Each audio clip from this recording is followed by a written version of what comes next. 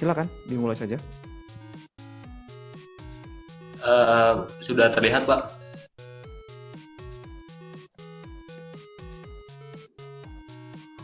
Sudah Gov, sudah. Sudah dimulai sekarang nih ya Pak. Silakan nanti dari Devina dan Gofar lanjut ke kelompok berikutnya, kelompok 2 sampai dengan kelompok 7. Yang lain bisa jadi pertimbangan juga ya.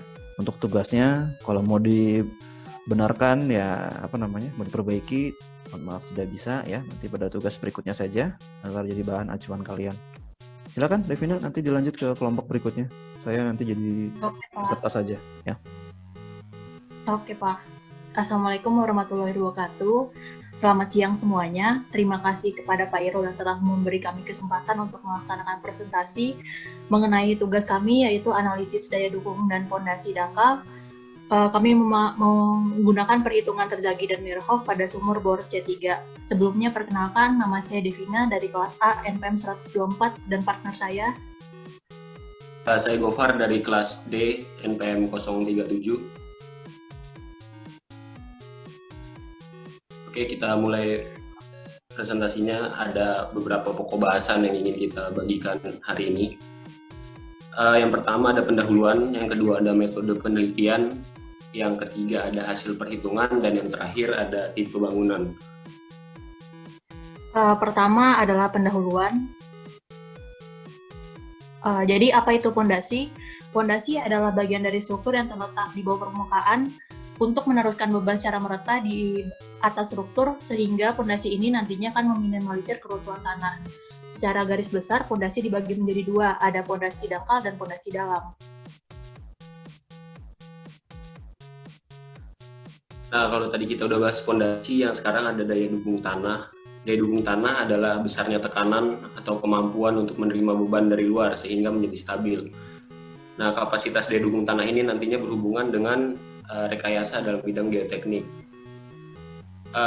Secara umum, daya dukung tanah ini punya rumus tegangan tanah yang diizinkan atau QA sama dengan daya dukung batas atau Q ultimate dibagi dengan faktor keamanan. Lalu kami akan lanjut ke metode penelitian. Metode penelitian yang kami gunakan adalah pendekatan dengan metode Terzaghi, di mana metode Terzaghi ini menghitung kapasitas daya dukung tanah berdasarkan jenis fondasi, yaitu dibagi tiga, ada lajur, segi empat, dan lingkaran. Di mana kapasitas daya dukung tanah merupakan kohesi tanah dikali faktor daya dukung tanah C ditambah Q, di mana Q merupakan bobot satuan isi tanah dikali kedalaman, dikali faktor daya dukung tanah Q ditambah nilai konstanta dari fondasi, lalu dikali gamma, dikali lebar, dan dikali faktor daya dukung tanah gamma.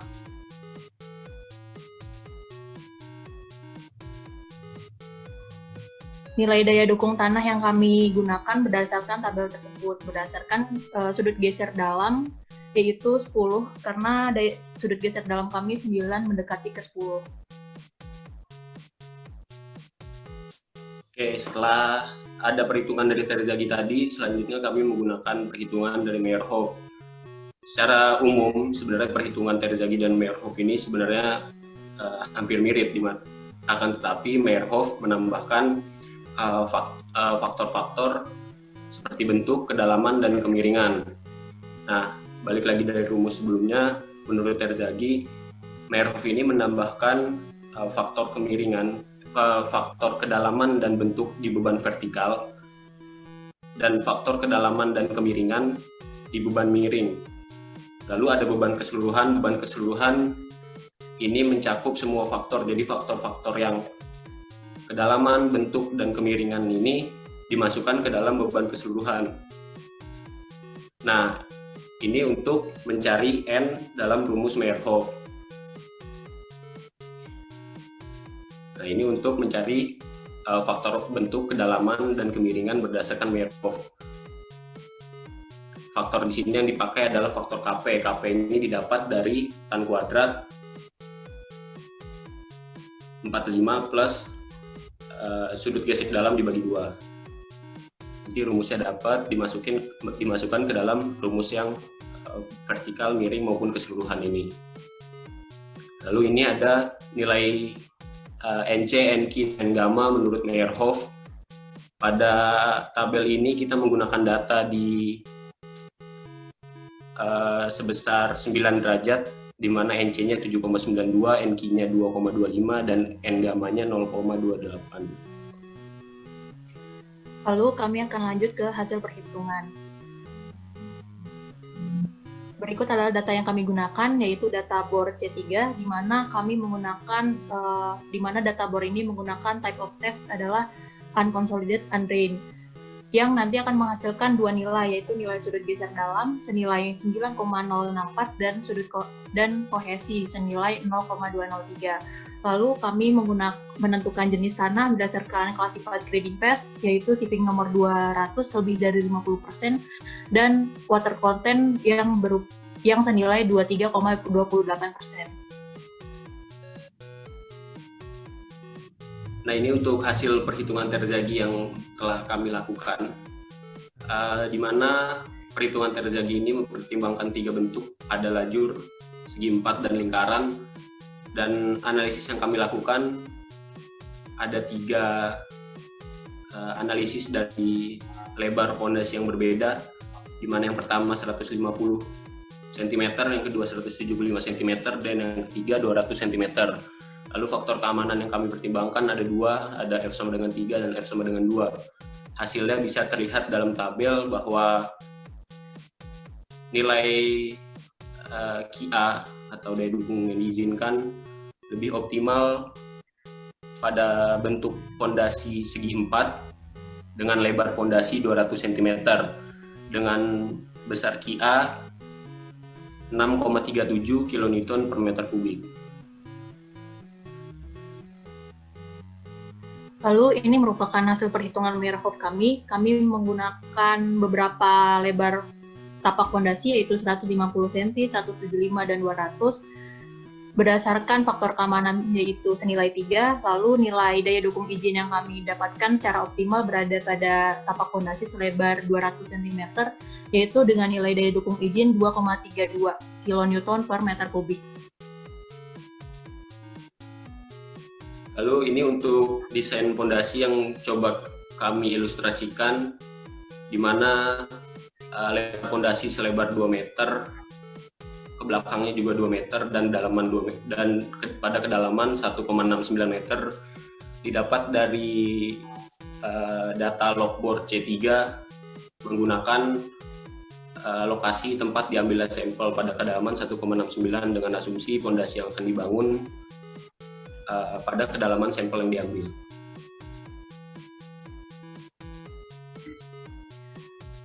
Lanjut ke tipe bangunan yang kami rencanakan. Berikut adalah tipe bangunan yang telah kami gambarkan, yaitu kami asumsikan terdapat 4 fondasi dengan daya dukung tanah yang sama.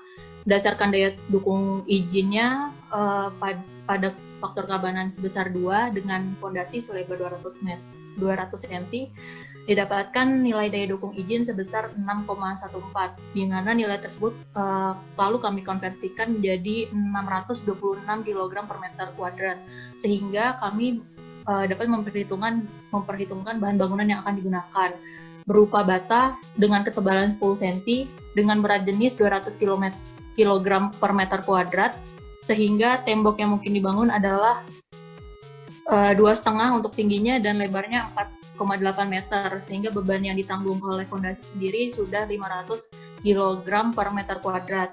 Untuk sisa beban daya dukung yang dari 626 dikurang 500 ini kami salurkan untuk bahan fondasi lain seperti plafon kayu dan atap. Berikut daftar pustaka yang kami jadikan acuan dalam perhitungan kami dan analisis ini. Sekian presentasi yang dapat kami bagikan. Kurang lebihnya mohon maaf. Assalamualaikum warahmatullahi wabarakatuh. Waalaikumsalam warahmatullahi wabarakatuh.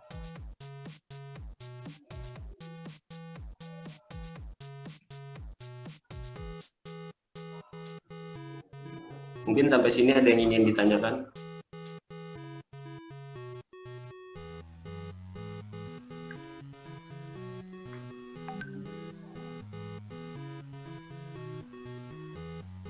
Silakan dibuka kolom chatnya, Gofar. Sudah ada 3 penanya. Tolong dicatat ya, Davina, Gofar. Baik, Kak. Baik, Kak.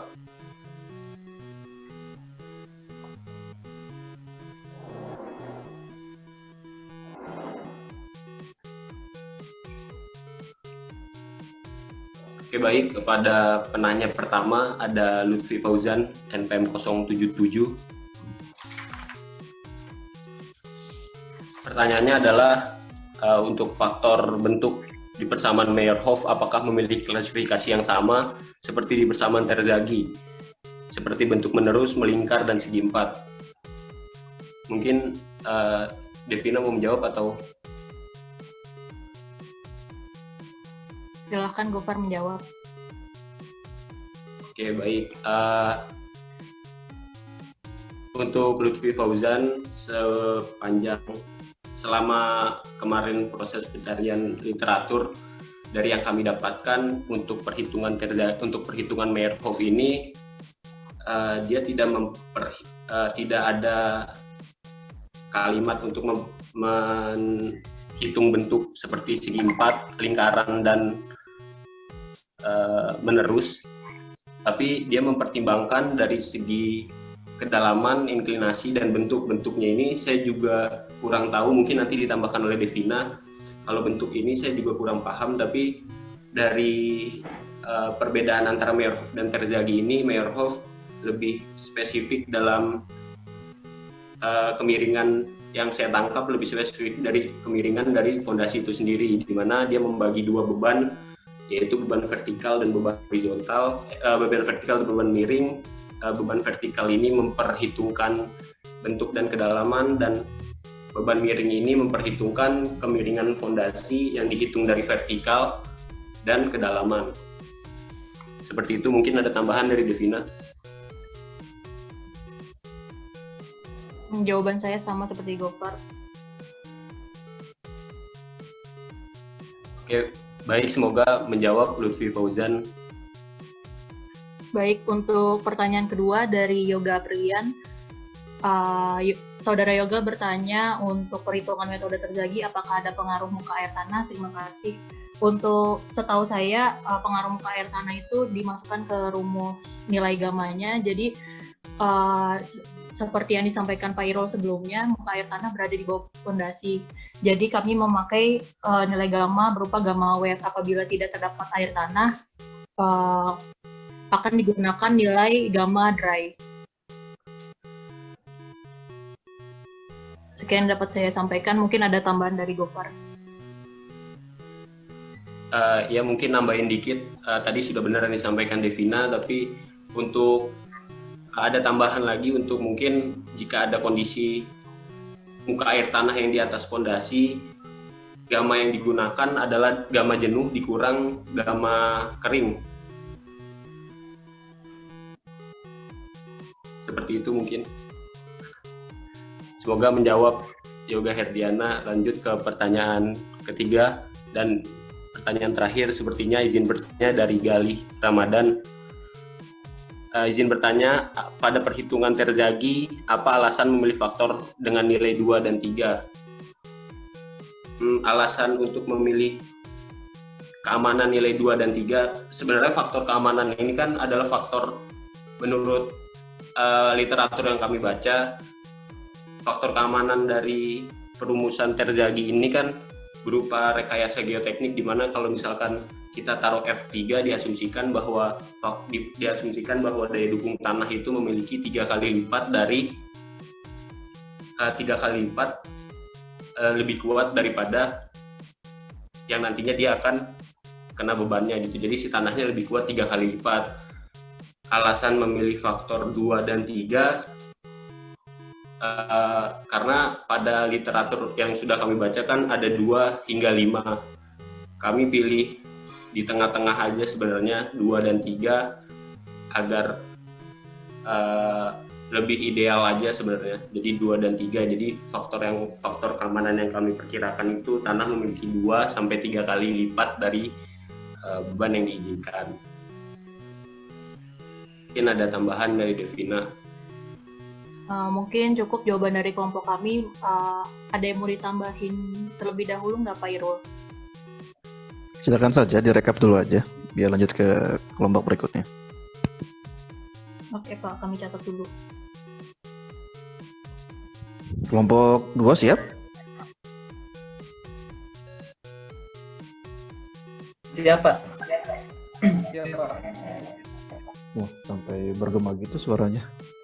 Silakan, Devina ditutup, dilanjutkan oleh kelompok 2. Oke, baik. Terima kasih atas perhatiannya. Mohon maaf jika ada kesalahan. Sekian dari kelompok kami yang dapat kami sampaikan. Wassalamualaikum warahmatullahi wabarakatuh. Waalaikumsalam warahmatullahi wabarakatuh.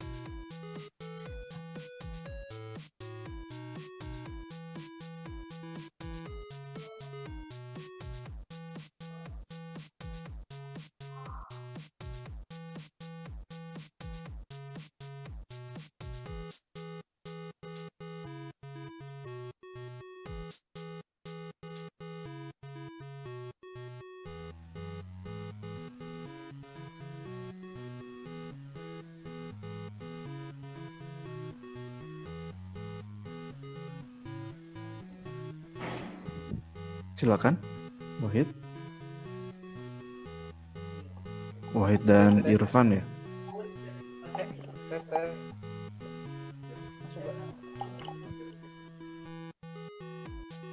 Silakan, Irfan, sudah terdengar suaranya. Ya, terima kasih atas kesempatan pemaparan pada hari kali ini. Di sini kami akan mempresentasikan hasil dari report yang telah kami buat. Perkenalkan, nama saya Irfan Sukma Ramadan, NPM 062 dari kelas A, dan partner saya Muhammad Nur Wahid Fahrudin, NPM 0042. Sebelumnya maaf, ini PPT-nya karena beda laptop, jadi fontnya agak error. Ya, oke. Paling di sini kami ingin mempresentasikan report dengan judul analisis daya dukung tanah dan dangkal menggunakan metode Terzaghi dan Meyerhoff dengan studi kasus yaitu bearing soil capacity reservoir nomor B1. Yang pertama yaitu latar belakang. Nah, struktur fondasi merupakan salah satu elemen struktur yang berperan dalam menahan berat bangunan, sehingga harus didesain dengan baik dan kokoh. Beberapa faktor yang menentukan kekuatan fondasi yaitu daya dukung tanah yang berada di bawah fondasi, serta kedalaman tanah yang keras untuk perletakan fondasinya. Selain itu, daya dukung juga dipengaruhi oleh jenis dan kondisi pada tanahnya. Nah, secara definisi, daya dukung itu adalah besarnya kemampuan tanah untuk dapat menerima beban dari luar sehingga menjadi stabil. Nah, adapun dari rumusan masalah dari studi kasus ini yaitu yang pertama, bagaimana daya dukung tanah daerah penelitian. Yang kedua yaitu perbedaan daya dukung tanah metode Terzaghi dengan Meyerhoff. Selanjutnya, bagaimana jenis fondasi yang digunakan pada daerah penelitian dan bagaimana rekomendasi bangunan yang diizinkan dari daya dukung tanah tersebut. Dari rumusan masalah ini didapatkan maksud dan tujuan. Untuk maksudnya sendiri yaitu penelitian ini adalah untuk mengetahui jenis bangunan serta fondasi yang digunakan dengan menggunakan metode Terzaghi dan Meyerhoff. Tujuan dari penelitian ini yaitu yang pertama adalah mengetahui perbedaan daya dukung tanah dari metode Terzaghi dan Meyerhoff. Yang kedua, mengetahui jenis fondasi yang disarankan pada daerah penelitian. Serta yang ketiga yaitu mengetahui jenis bangunan yang diizinkan dari daya dukung tanah daerah penelitian. Nah, selanjutnya didapatkan manfaat berupa mengetahui daya dukung tanah dan metode yang aman digunakan pada daerah penelitian, dan mengetahui jenis fondasi dan bangunan yang diizinkan pada daerah penelitian. Nah, kami menggunakan dua metode yaitu metode Terzaghi dan Meyerhoff. Untuk metode Terzaghi sendiri, dia dipengaruhi oleh jenis fondasi yang berupa yang pertama itu ada lajur, menerus, segi empat, dan lingkaran dengan persamaan kapasitas daya dukung yang berbeda-beda. Sedangkan metode Meyerhoff yaitu mempertimbangkan jenis beban yang berupa beban vertikal dan beban miring. Selanjutnya, kalau dari metode Terzaghi ini dihasilkan dari daya dukung modifikasi dari teori Prandtl tahun 1920. Nah, metode Terzaghi ini dimaksudkan untuk fondasi-fondasi yang bersifatnya dangkal. Ini ada beberapa keterangan dari tiap persamaan yang ada di atas.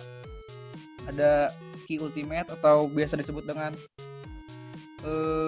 ultimate soil bearing capacity, artinya adalah suatu batas nilai apabila dilampaui akan menimbulkan nilai runtuhan. Nah, untuk runtuhan ini nanti akan dijelaskan pada slide berikutnya. Selanjutnya ada nilai C, kohesi tanah, ada nilai Q, bench, depth, dan P-nya. Ada catatan penting di sini nih.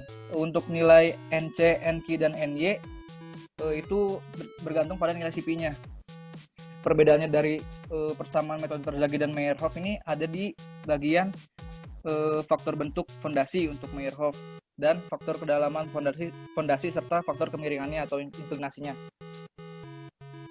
Nah, ini ada tipe keruntuhannya. Yang pertama itu ada tipe keruntuhan geseran umum. Tipe keruntuhan geseran umum ini biasa disebut dengan general shear failure.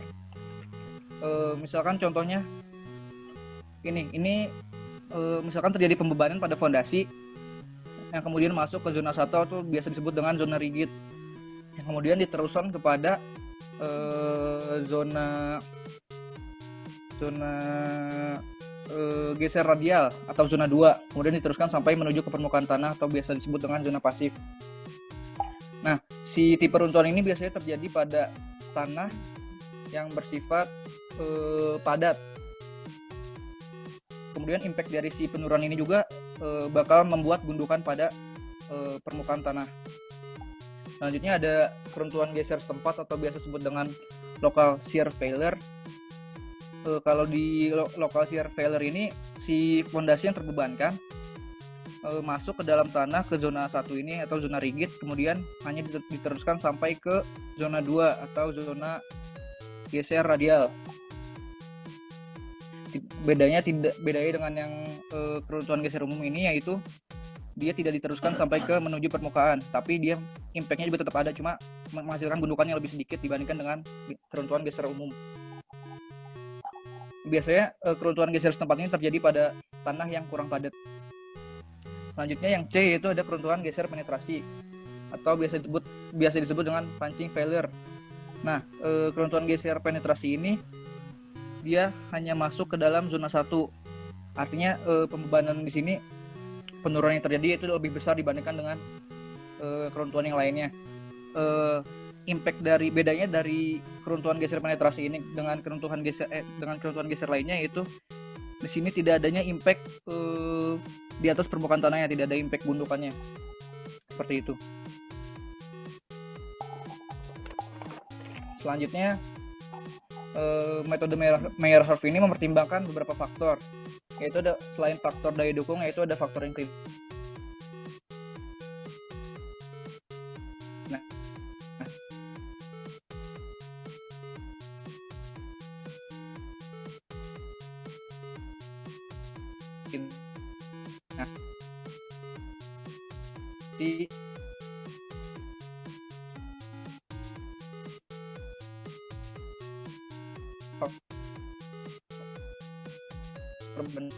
Dan faktor jadi intinya kita tinggal memasukkan nilai P-nya berapa, maka ketahuan nilai NC, NQ, dan N-gamanya.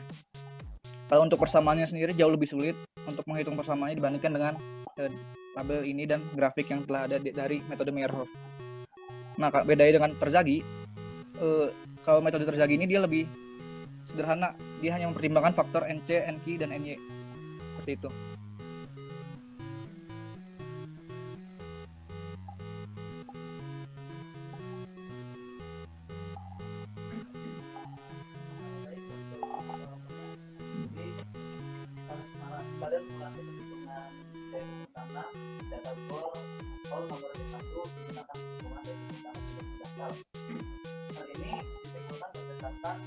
Yang diperoleh yaitu sekarang 1,6 sampai 1,95 meter yang diperkirakan lebih merepresentasikan kondisi dangkal, karena kondisi dangkal sendiri dibangun pada kedalaman kurang dari 5 meter. Beberapa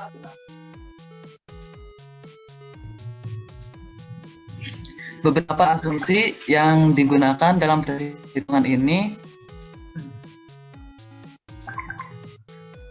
yaitu kedalaman fondasi sedalam 3 meter yang diambil karena kurang dari 5 meter. Lalu lebar fondasi 4 meter, panjang fondasi 4 meter, dan bentuk fondasi segi 4, lajur dan lingkaran untuk perhitungan metode Terzaghi, dan bentuk fondasi segi 4 untuk perhitungan metode Meyerhof. Lalu asumsi letak fondasi terhadap muka air tanah dalam kondisi MAT dalam. Lalu faktor keamanan yang digunakan yaitu faktor keamanan ketiga terhadap keruntuhan akibat beban maksimum yaitu sama dengan 3. Nilai faktor keamanan 3 ini berarti bahwa kekuatan fondasi yang direncanakan adalah 3 kali kekuatan daya dukung batasnya, sehingga fondasi yang diharapkan aman dari keruntuhan.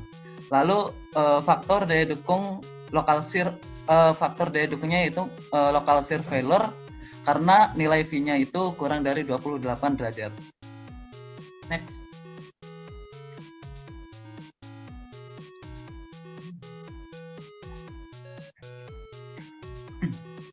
Nah, untuk perhitungannya menggunakan metode Terzaghi, kita menggunakan tiga simulasi.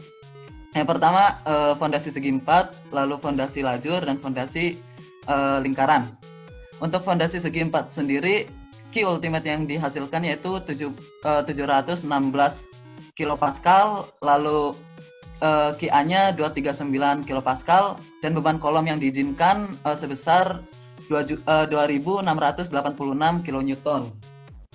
Lalu untuk daya dukung tanah fondasi dangkal dengan metode Terzaghi fondasi lajur, Q ultimate yang dihasilkan yaitu 605 kilopascal, QA-nya 202 kilopascal, dan beban kolom yang diizinkannya sebesar 524 kilonewton per meter. Lalu untuk fondasi lingkarannya, Q ultimate yang dihasilkan 711, QA-nya 237 kilopascal, dan beban kolom yang diizinkan 2088 kilonewton. Next.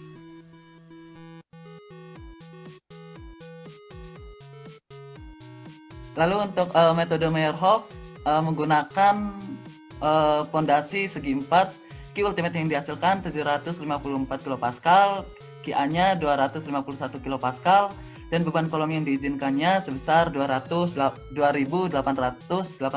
kilonewton.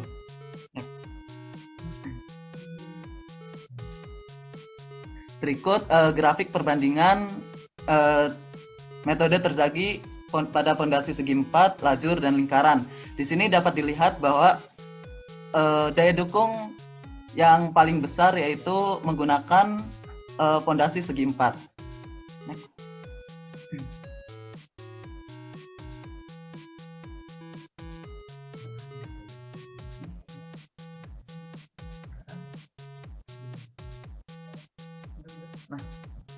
Perbandingan daya dukung tanah metode Terzaghi dan metode Meyerhof. Di sini dapat dilihat pembandingan yang digunakan yaitu sama-sama pada fondasi segi 4, sehingga parameter yang digunakan itu sama. Nah, di sini dapat terlihat bahwasanya perhitungan dengan menggunakan metode Meyerhof lebih tinggi daripada perhitungan daya dukung tanah menggunakan metode Terzaghi.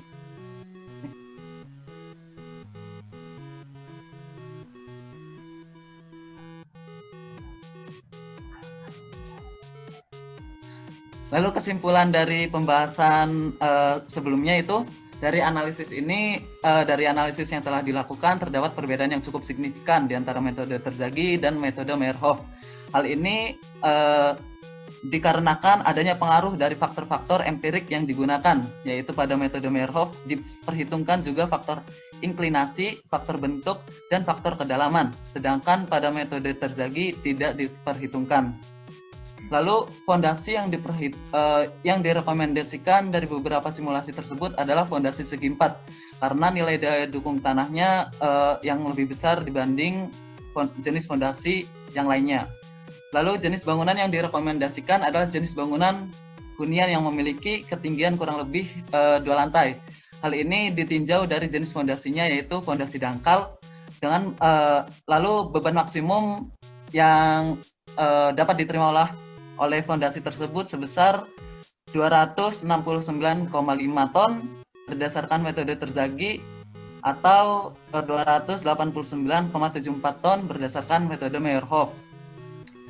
Lalu saran untuk pembahasan yang tadi, untuk penelitian kali ini itu diperlukan kajian geoteknik yang lebih detail, seperti kajian geoteknik menggunakan SPT, TPT, sondir. Lalu dari tiap titik fondasi serta memperhitungkan estimasi beban bangunan yang akan dibangun, baik berupa dead load atau beban mati maupun live load atau beban hidup sesuai yang di SNI, sehingga dapat diketahui kondisi geoteknik dari setiap fondasi dan mengetahui rekayasa geoteknik yang diperlukan untuk dibangun sebuah bangunan.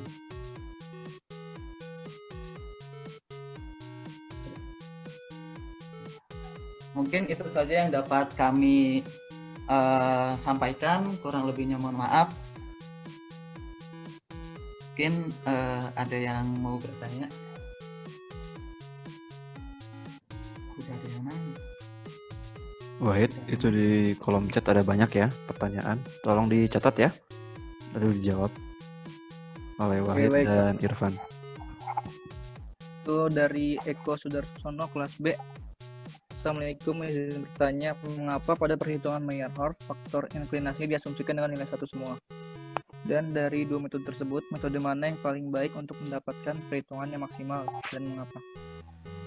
Mungkin saya di sini ingin menjawab satu soal, sisanya Wahid. Mengapa sebenarnya kami mengambil persamaan dengan nilai 1 tersebut? Karena di sini asumsi kami yaitu bebannya secara vertikal terhadap titik pusat pada fondasi. Makanya kenapa kami mengambil nilai 1 tersebut. Apakah terjawab dari saudara Eko?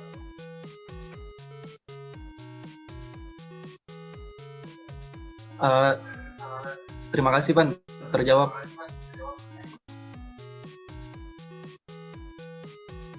Selanjutnya, silakan Wahid jika ingin menambahkan dan menjawab pertanyaan yang kedua. Baik. Jadi untuk pertanyaan kedua dari Gazi Muslim, mengapa pemilihan asumsi lebar dan panjang fondasi sama? Jika berbeda, apakah pengaruhnya besar?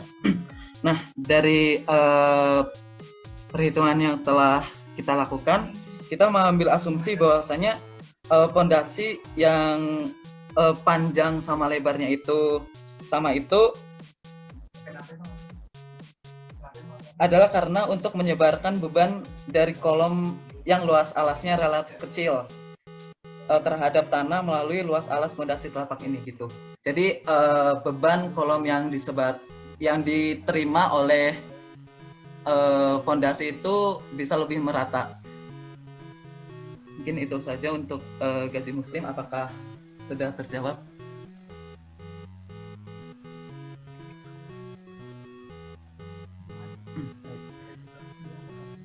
Oke, untuk pertanyaan ketiga mungkin dari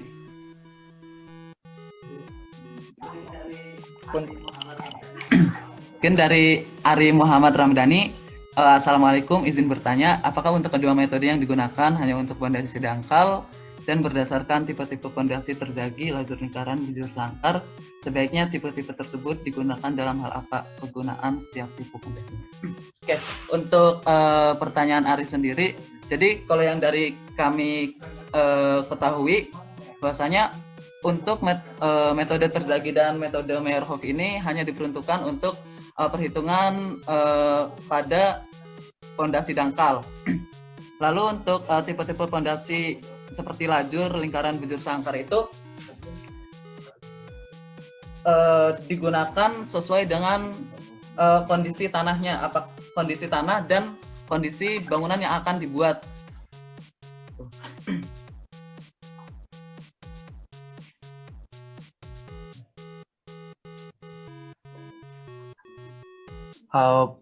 Punten, Pan, sama Wahid. Tadi yang pertanyaan dari aku baru terjawab satu, sedangkan yang tadi pertanyaan lanjutannya belum. Yang dari dua metode tersebut, metode mana yang paling baik buat mendapatkan perhitungan yang maksimal dan mengapa? Terima kasih.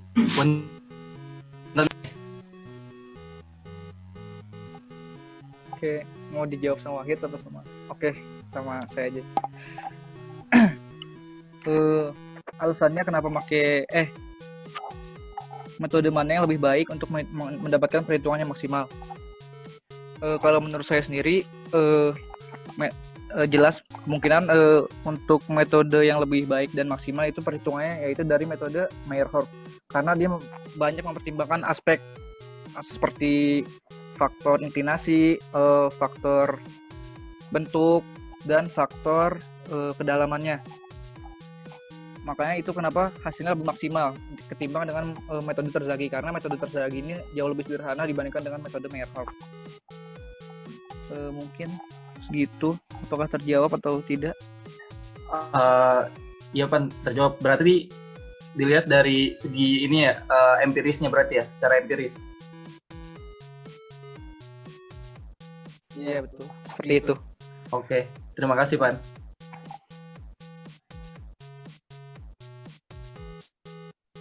Oke, paling mungkin itu saja yang dapat kami sampaikan. Jika ada keliru mohon koreksinya karena di sini kami juga masih belajar. Mungkin itu saja, kurang lebihnya mohon maaf. Assalamualaikum warahmatullahi wabarakatuh.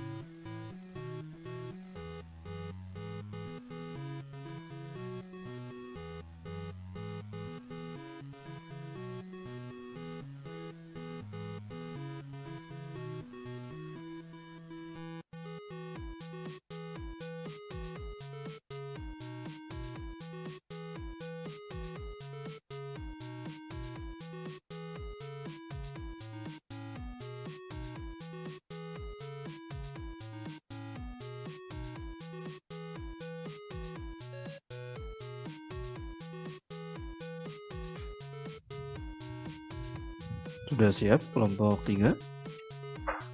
Siap, Pak. Oke, Sudah siap, Pak. jangan lupa dicatat ya penanya siapa saja, nanti berikan listnya ke saya. Iya, siapa? Assalamualaikum warahmatullahi wabarakatuh. Saya Emir Sulaiman Ranuwijaya, NPM 92, dan teman saya Faisal Wirdan di sini ingin NPM 19 ingin memberikan presentasi tentang analisis daya dukung tanah pada sampel borehole nomor B4 dengan metode Terzaghi dan Hansen.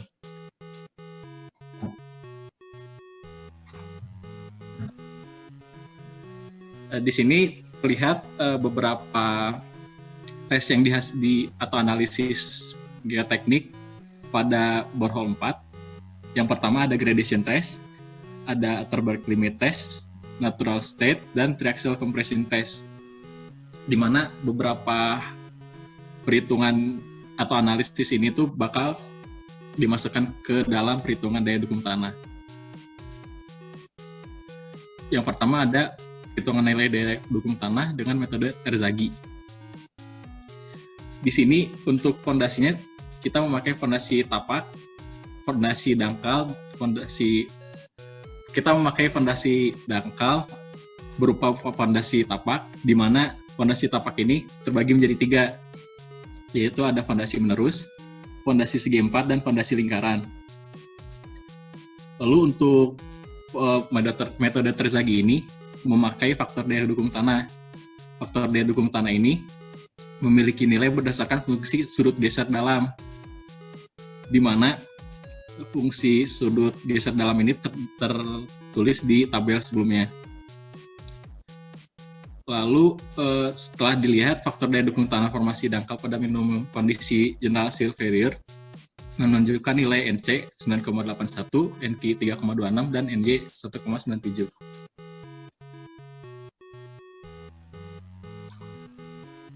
Lalu untuk lebar atau diameter dari fondasi tersebut kami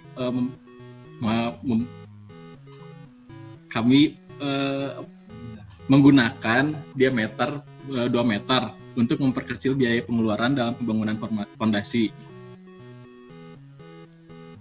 Lalu untuk faktor keamanan yang diberikan yaitu F3 sama dengan 3, yaitu faktor keamanan yang umum. Lalu untuk kedalaman diletakkan pada 110 cm di mana sampel tanah tersebut diambil. Lalu berdasarkan perhitungan Terzaghi, nilai daya dukung tanah yang paling tinggi terdapat pada fondasi segi 4. Bisa dilihat di sebelah kanan. Lalu untuk yang paling kecil yang memiliki daya dukung lebih rentan mengalami general shear failure. Oke, selanjutnya di sini ada perhitungan nilai daya dukung tanah dengan metode Hansen tahun 1974. Di sini kami menggunakan metode Hansen dengan metode yang sebetulnya mirip seperti metode Terzaghi, yaitu merupakan metode turunannya. Yang membedakannya di sini yaitu dari faktor permukaan tanah atau ground factor yang diperhitungkan, di mana faktor daya dukung tanah itu memiliki nilai seperti ada NC, NQ, sama N gamma, yaitu faktor kapasitas daya dukung. Kemudian ada SC, SQ, sama S gamma, yaitu faktor bentuk pondasi. Dan juga ada faktor kedalaman fondasi, faktor inklinasi pembebanan, dan juga faktor kemiringan permukaan tanah. Nah, kemudian untuk penerapan metode dari penerapan metode Hansen sendiri, kami menggunakan dalam kondisi general shear failure dengan nilai NC yaitu 9,81, NQ-nya 3,26, dan juga nilai N gamma yaitu 0,78. Di mana di sini letak perbedaan dari metode Terzaghi dan metode Hansen itu terlihat dari N gammanya. Sedangkan dari NC dan NQ-nya itu memiliki nilai yang sama. Kemudian untuk nilai kapasitas daya dukungnya itu pada fondasi di bawah permukaan kami mengasumsikan pada kedalaman 1,1 meter sesuai dengan kedalaman pengambilan sampel tanah, di mana lebar atau diameter fondasinya itu yaitu 2 meter. Kemudian untuk faktor inklinasi, faktor bentuk fondasi, dan faktor kemiringan permukaan tanah itu kami anggap nilainya sama dengan 1. Kemudian dalam menghitung nilai faktor kedalaman atau DC, DQ, sama D gamma menggunakan persamaan rumus seperti berikut. Di sini untuk perhitungan nilai daya dukung tanah didapatkan hasil pada tipe fondasinya itu disarankan menggunakan fondasi segi 4. Sama seperti pada metode Terzaghi, memiliki nilai fondasi yang besar yaitu sekitar 41,99 ton, di mana memiliki perbedaan dari metode Terzaghi dan metode Hansen itu sekitar 6 ton per meter persegi. Kemudian untuk fondasi menerus, di sini memiliki nilai daya dukung tanah yang lebih rentan mengalami general shear failure dengan nilai yang lebih rendah yaitu sekitar 33,178 ton per meter persegi. Selanjutnya ada perbandingan tiap metode perhitungan daya dukung tanah yang dipakai. Berdasarkan hasil yang sudah dapat disimpulkan bahwa metode Terzaghi dan metode Hansen menghasilkan nilai daya dukung tanah yang kurang lebih sama dan memiliki selisih yang tidak terlalu besar, bisa dilihat dari tabel yang di bawah. Untuk jenis fondasi yang direkomendasikan juga sama, yaitu adalah fondasi segi 4. Hanya saja perbedaan dari metode yang kedua tersebut pada NY. Pada metode Hansen menggunakan parameter tambahan seperti faktor bentuk fondasi, faktor kedalaman fondasi, faktor inklinasi pembebanan, dan faktor kemiringan permukaan tanah.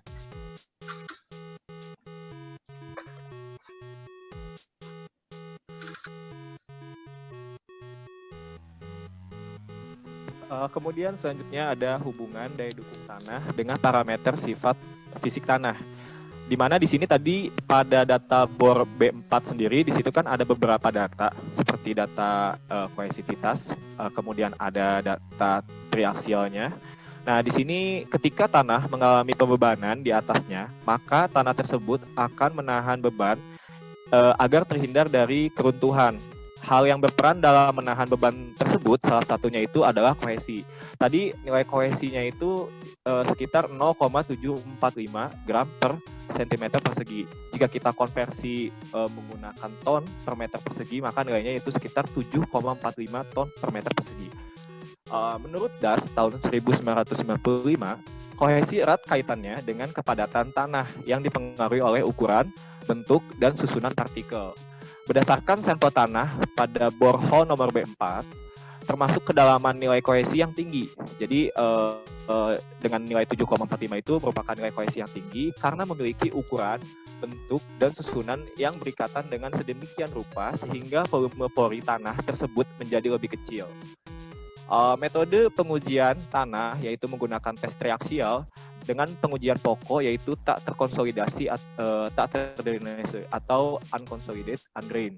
Tadi pada tabel yang B4 sendiri itu ada tertera hurufnya itu UU gitu. Kemudian untuk kontrol drainasenya sendiri diperoleh dari pemakaian suatu sistem tertutup ataupun dari tingkat regangan yang tinggi sehingga keruntuhan yang terjadi lebih cepat dari yang terdrainase. Kemudian untuk tanah jenis MH memiliki variabel faktor kapasitas daya dukung yang sangat berpengaruh pada nilai sudut geser dalam. Semakin tinggi nilai sudut geser dalam, maka perhitungan faktor kapasitas daya dukung tanah akan semakin tinggi, sehingga akan membuat nilai daya dukung tanah pun juga semakin tinggi. Kemudian, terkait dengan nilai kohesinya, juga dipengaruhi oleh nilai kadar air dan porositasnya. Semakin tinggi nilai kadar air dan porositasnya, maka nilai kohesi akan semakin besar. Jika kadar air dari setiap kedalaman sama, maka nilai kadar air dari porositas akan semakin kecil karena saat terjadi kompaksi, terjadi perubahan volume dari tanahnya. Kemudian jika air memasuki tanah berpori hingga mengalami tingkat kejenuhan yang tinggi, tanpa mengamati sifat plastisitasnya, kadar air tanah tersebut akan semakin tinggi namun kohesinya akan semakin kecil. Lalu yang terakhir ada rekomendasi jenis bangunan berdasarkan analisis daya dukung tanah. Untuk nilai daya dukung tanahnya sendiri, kita memakai fondasi segi 4 dengan metode Terzaghi. Fondasi itu memiliki diameter 2 sehingga memiliki luas yaitu 2 kali 2 sama dengan 4 dan kedalaman 1,1 meter. Untuk merancang jenis bangunan sesuai dengan jenis fondasi, maka dilakukan prosedur perhitungan sebagai berikut, yaitu QA yaitu nilai daya dukung tanah tadi dikali 4 yaitu luas, sehingga mendapatkan nilai 139,228. Lalu dikali 4 lagi, 4 di sini yaitu fondasi-fondasi yang ditancap yaitu 4 buah. Maka dapat dihitung luas bangunan dengan rekomendasikan menggunakan rumus berikut dengan C merupakan kohesi pada tabel. AB sama dengan M per C.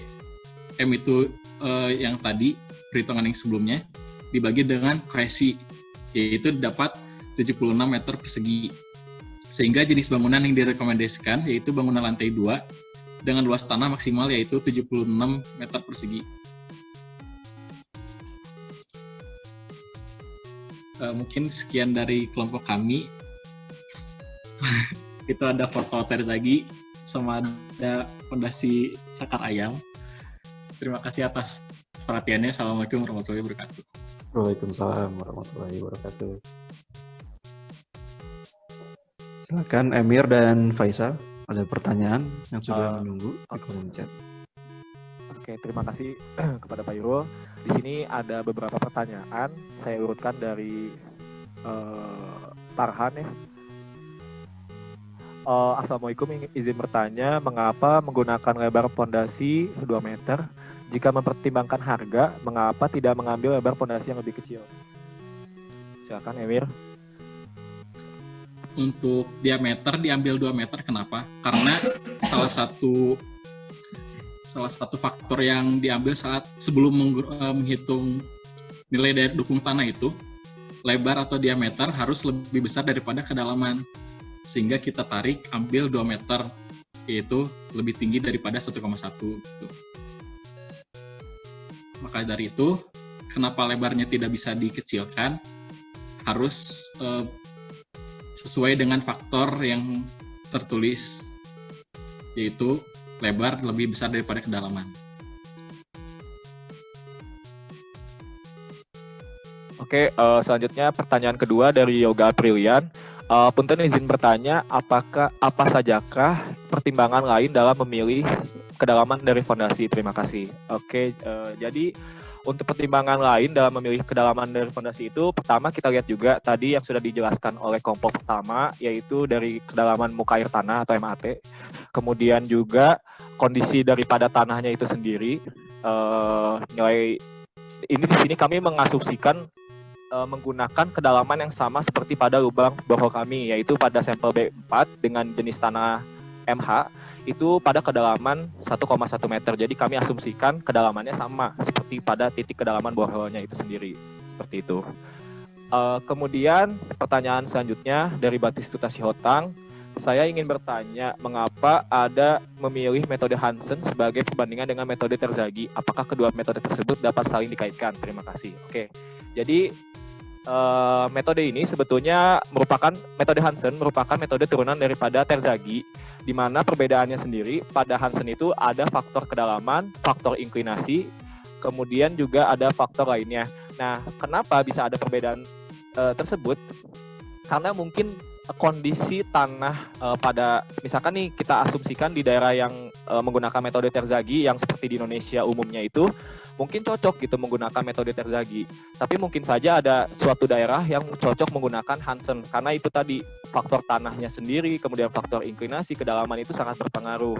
Kemudian selain itu perbedaannya sendiri sebetulnya kami juga membandingkan dengan salah satu metode lain, yaitu menggunakan metode Ozaki, di mana jika menggunakan metode Ozaki kami mendapatkan hasil fondasi yang direkomendasikannya itu adalah fondasi lingkaran. Karena pada metode Ozaki itu kami lihat luasnya itu menggunakan luas lingkaran dan juga nilai faktor daya dukungnya pun juga lebih besar pada fondasi lingkaran daripada menggunakan fondasi segi empat. Maka dari itu kami memilih untuk menggunakan dua metodenya itu, yaitu Hansen dan Terzaghi, karena metode yang mirip hasilnya pun juga tidak terlalu jauh seperti itu.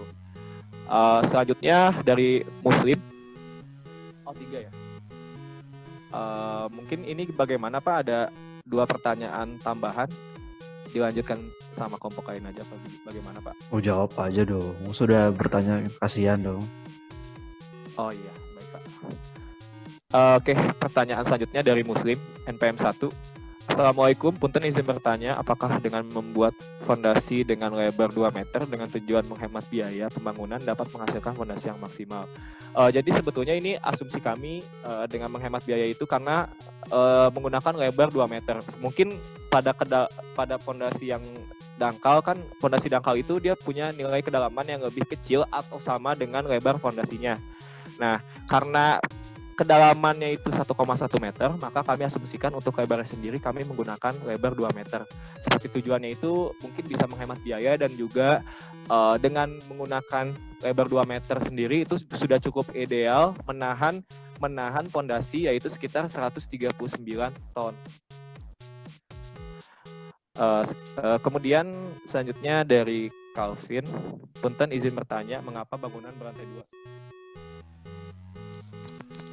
Sebetulnya kenapa berantai 2? Karena mungkin dari luas tanah 76 meter persegi itu kan bisa dibangun lantai 1 dan lantai 2.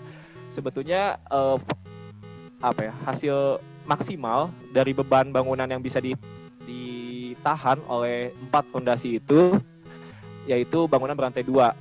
Asalkan berat beban bangunannya itu tidak melebihi 566,2 ton.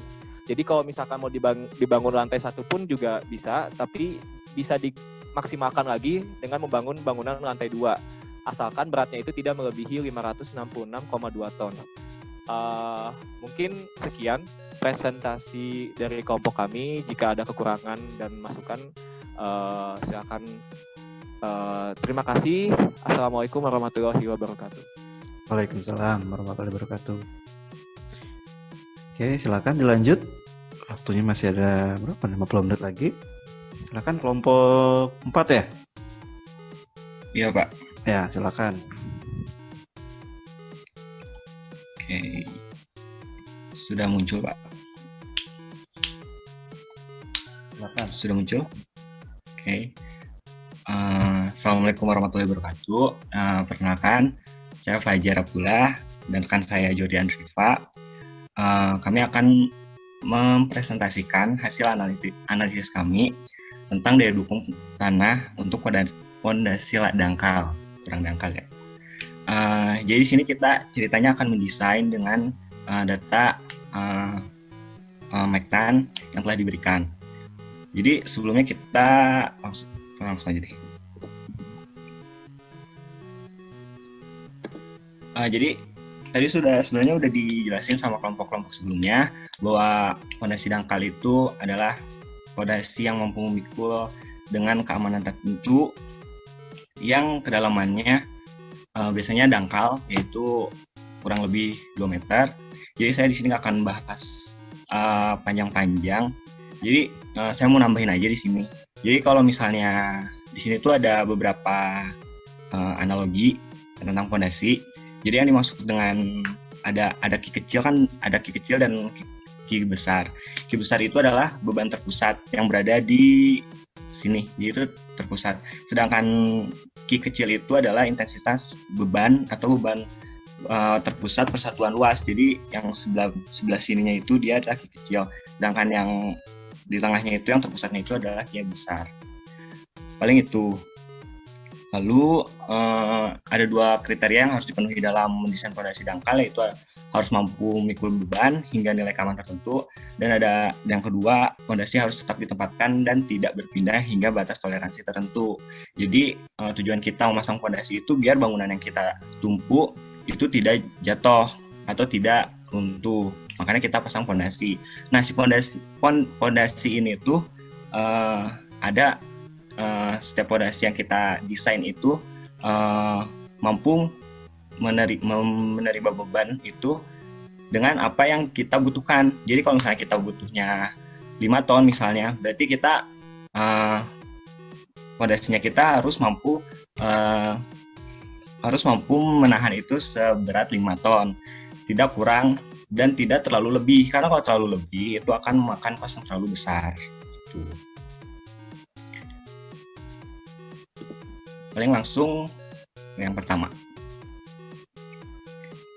Oke, tes. Kedengeran nggak, Jar? Kedengeran. Oke, langsung saja.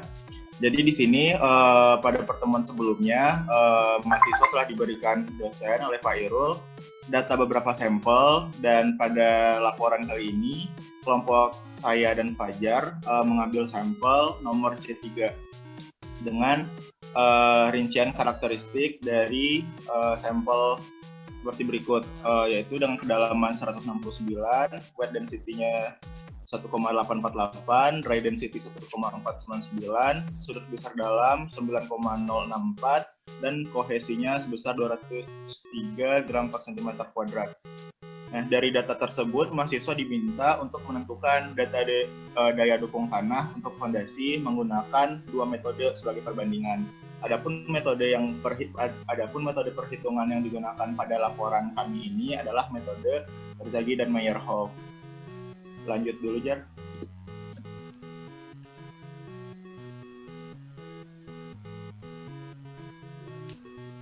Nah, di sini kita coba menggunakan beberapa literasi untuk yang ini, literatur.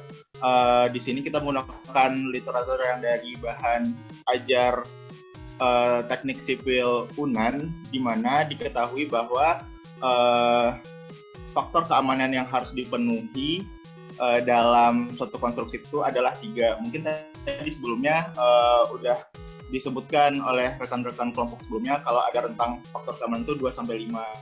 Nah, untuk kita sendiri dengan mengacu pada literatur yang disebutkan sebelumnya, kita mengambil faktor keamanannya 3 seperti itu.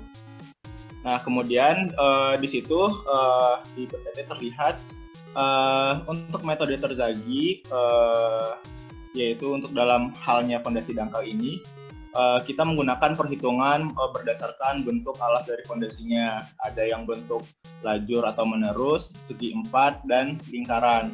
Nah, dari bentuk persamaan, dari ketiga bentuk persamaan yang ada, saya dan Fajar coba berasumsi dari persamaan yang ada, kira-kira mana bentukan fondasi yang akan lebih optimum mendukung bentuk si beban konstruksinya. Nah, di sini jika kita bandingkan antara lajur segi 4 dan lingkaran, terdapat variabel yang relatif sama atau betul-betul sama ya, CNC, QNQ, gamma, BN gamma. Yang membedakan hanya pada si konstantanya 1,3, 0,4 dan yang lainnya. Nah, dari situ kami coba berasumsi bahwa yang segi 4 dengan konstanta yang lebih besar itu akan memiliki nilai yang lebih optimum. Seperti itu. Nah, kemudian untuk dengan berdasarkan literatur yang sama, untuk tanah non kohesif kita menggunakan pedoman jika sudut geser dalamnya kecil atau sama 28 itu tuh akan berada pada kondisi local shear failure. Kalau si sudut geser dalamnya besar dari 38 itu akan mengindikasikan kondisi yang general shear failure. Nah, apa itu general shear failure dan local shear failure? Itu tuh merupakan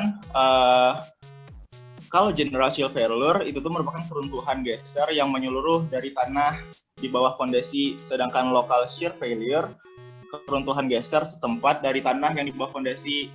Kemudian selain itu ada juga sebagai pengayaan materi, ada yang juga dikenal punching shear failure. Itu merupakan keruntuhan geser setempat ke arah bawah fondasi. Kalau tidak salah itu secara lateral. Kemudian, nah itu ada tuh tadi di tambahan literatur yang materi teknik sipil tadi, kami mendapatkan jika pada kondisi local shear failure, maka nilai kohesi dan sudut geser dalam yang digunakan akan sedikit berbeda.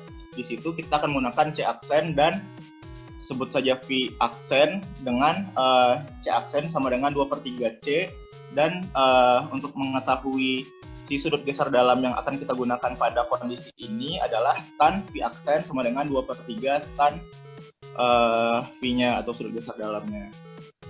Lanjut dulu, Jar.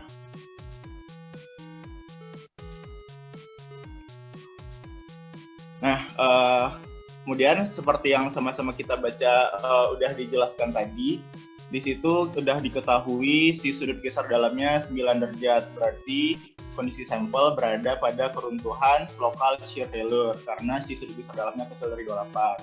Nah, maka dalam perhitungannya digunakan kohesi seperti yang dijelaskan tadi, C aksennya 2/3C dan tan V aksennya 2/3 tan V.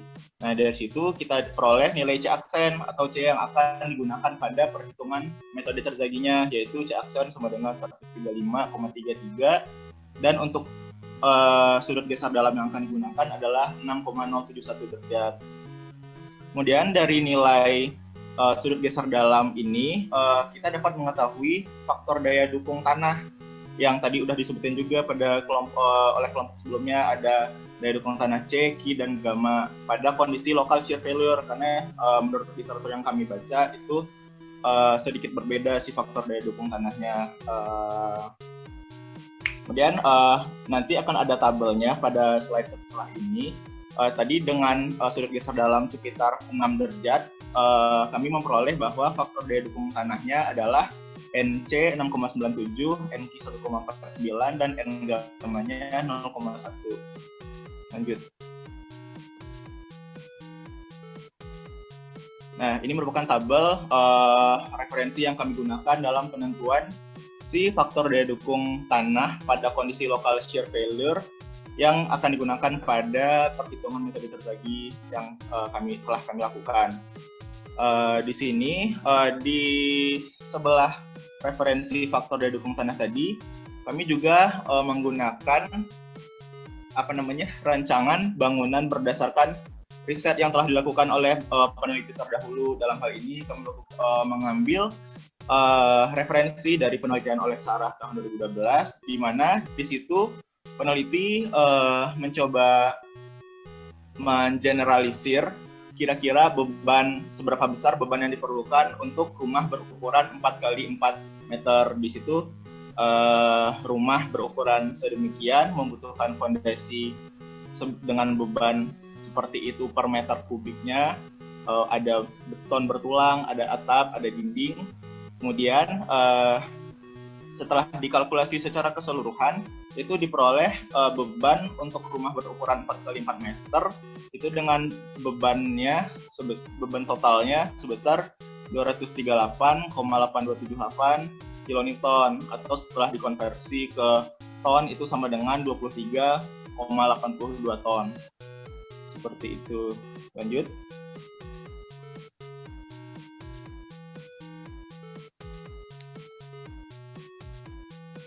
Nah, kemudian dari variabel-variabel yang telah kita ketahui sebelumnya, kami mencoba melakukan perhitungan daya dukung tanah dengan menggunakan kedalaman fondasi dan lebar fondasi yang bervariasi dengan cara trial and error untuk memperoleh daya dukung tanah yang paling optimum dan hemat biaya dalam suatu perencanaan pembangunan. Nah, dalam hal ini yang kita bangun, yang kita rencanakan dengan kondisi daya dukung dan fondasinya adalah rumah berukuran 4x4 meter tadi. Nah, di situ seperti yang telah saya jelaskan sebelumnya, si konstruksi bangunan tersebut kita rencanakan akan dibangun di atas fondasi tapak dengan alas berbentuk persegi. Karena seperti yang telah kita ketahui sebelumnya, bahwa dengan memperhatikan persamaan rumus yang telah diajukan oleh Terzaghi, kita menggunakan si fondasi tapak berbentuk persegi dengan persamaan rumusnya adalah Q ultimate sama dengan 1,3 dikali CNC ditambah QNQ ditambah 0,4 gamma B dikali N gamma. Nah, berikut merupakan perhitungan dari metode trial and error yang coba kami lakukan dengan desain dimensi fondasi dengan 3 jenis dimensi si fondasinya. Yang pertama, kami menggunakan kedalaman fondasi 1 meter dan si luas alas fondasinya 1x1.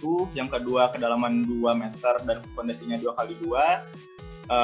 Dan pada percobaan yang ketiga, kami mencoba menggunakan kedalaman 2 meter dan luasnya 2,5 kali 2,5 meter. Sebelumnya kami juga mencoba menggunakan luas fondasi 3 kali 3 meter. Namun hasil yang diperoleh itu sangat besar si daya dukung tanah yang mampu didukung oleh fondasinya. Oleh karena itu, kami mencoba mengambil luas fondasi yang sedikit lebih kecil untuk menghemat biaya biaya yang diperlukan lah untuk pembangunan si fondasinya, seperti itu. Nah, dari perhitungan tersebut, seperti yang telah teman-teman lihat pada slide-nya, diperoleh daya dukung tanah untuk yang paling optimum yang kami dapatkan adalah pada percobaan desain fondasi yang ketiga, yaitu diperoleh Q ultimate-nya sebesar 16,87 ton, Q izinnya 5,6255 ton per meter kuadrat, yang sebelumnya juga ton per meter kuadrat. Kemudian untuk si beban yang dapat didukungnya adalah dari hasil perkalian Q izin dikali luas dasar fondasinya, yaitu diperoleh beban total yang mampu didukungnya sebesar 35,1592 ton. Oh iya, tadi sebelumnya saya lupa menjelaskan bahwa dari beban yang dipublikasikan oleh peneliti sebelumnya untuk rumah dengan ukuran 4x4 meter tadi itu adalah sebesar 23,8 ton beban totalnya. Nah, sementara menggunakan metode Terzaghi ini, kami memperoleh beban yang dapat didukungnya adalah sebesar 35,15 ton. Oleh karena itu, karena si daya dukungnya lebih besar dari beban bangunan, dan jika dibandingkan dengan desain fondasi sebelumnya yang relatif lebih kecil daripada beban rumah 4x4 meter, maka kami menggunakan desain fondasi dengan dimensi kedalaman 2 meter dan luas fondasinya 2,5 kali 2,5 meter. Seperti itu. Lanjut. Nah, selanjutnya akan dilanjutkan Fajar. Di sini Fajar akan menjelaskan setelah kami memilih salah satu desain fondasi dari metode Terzaghi, Fajar akan menjelaskan perhitungan dengan desain fondasi yang sama, hanya saja menggunakan metode yang berbeda, yaitu pada hal ini metode Meyerhof. Mungkin langsung aja dipersilahkan dilanjut oleh Fajar. Oke, terima kasih Jordi. Jadi yang kedua kita pakai metode Meyerhof.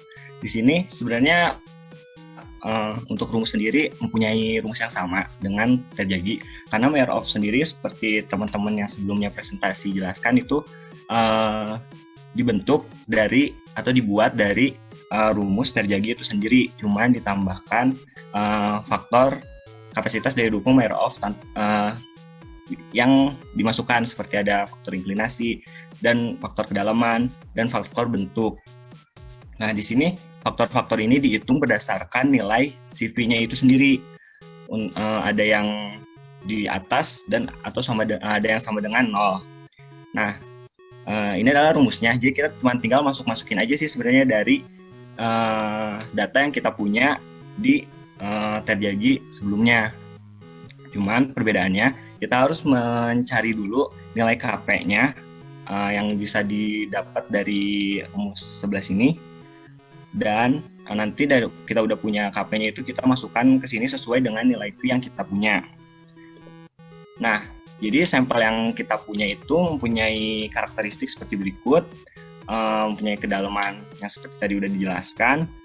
Dan untuk kedalaman fondasinya kan karena kita ingin membandingkan dengan metode Terzaghi, berarti kita mengambil kedalaman dan panjang lebar fondasi yang sama dengan yang udah di atau di approve sama tadi di metode Terzaghi. Jadi kedalamannya 2 meter dan panjang atau lebar fondasinya 2,5 meter kali 2,5 meter.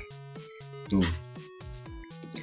Nah, untuk faktor daya dukung Meyerhof sendiri ini mempunyai tabel yang berbeda. Nanti kita ngambil dari V-nya sendiri, nanti kita dapat NC, NQ, N gamma. Ya, itu.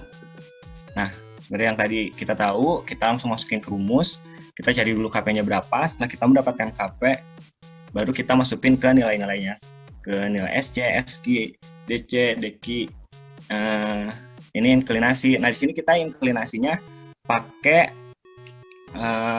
0, karena kita asumsinya bangunannya itu tepat berada di atas, jadi dia itu tidak miring gitu si bangunannya tuh, dia itu benar-benar vertikal, lurus, tidak ada sudut yang dibentuk tuh, karena tidak ada data tambahan juga. Lalu seperti yang tadi kita masukin ke dalam rumus, dan di sini di Q ultimate-nya kita mendapatkan 15,54 ton. Dan keizinnya kita sama memakai safety factor-nya yaitu 3. Di sini kita mendapat 5,18 dan mempunyai beban terpusatnya itu 32,375 ton.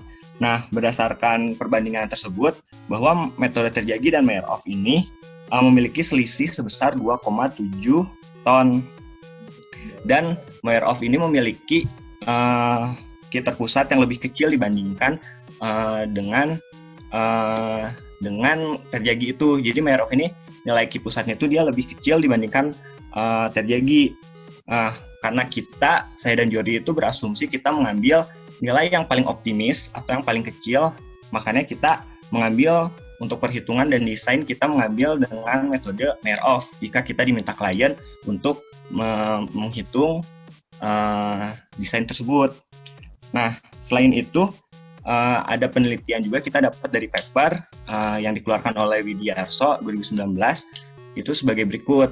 Nah, jika kita masukkan fondasi kita ke sini, bahwa fondasi ini pada tanah ini bisa dibangun pada pabrik dan gudang kecil atau gedung 2-3 lantai museum perpustakaan. Karena nilai yang kita dapat itu fondasinya itu kalau kita konversi itu jadi 50,798.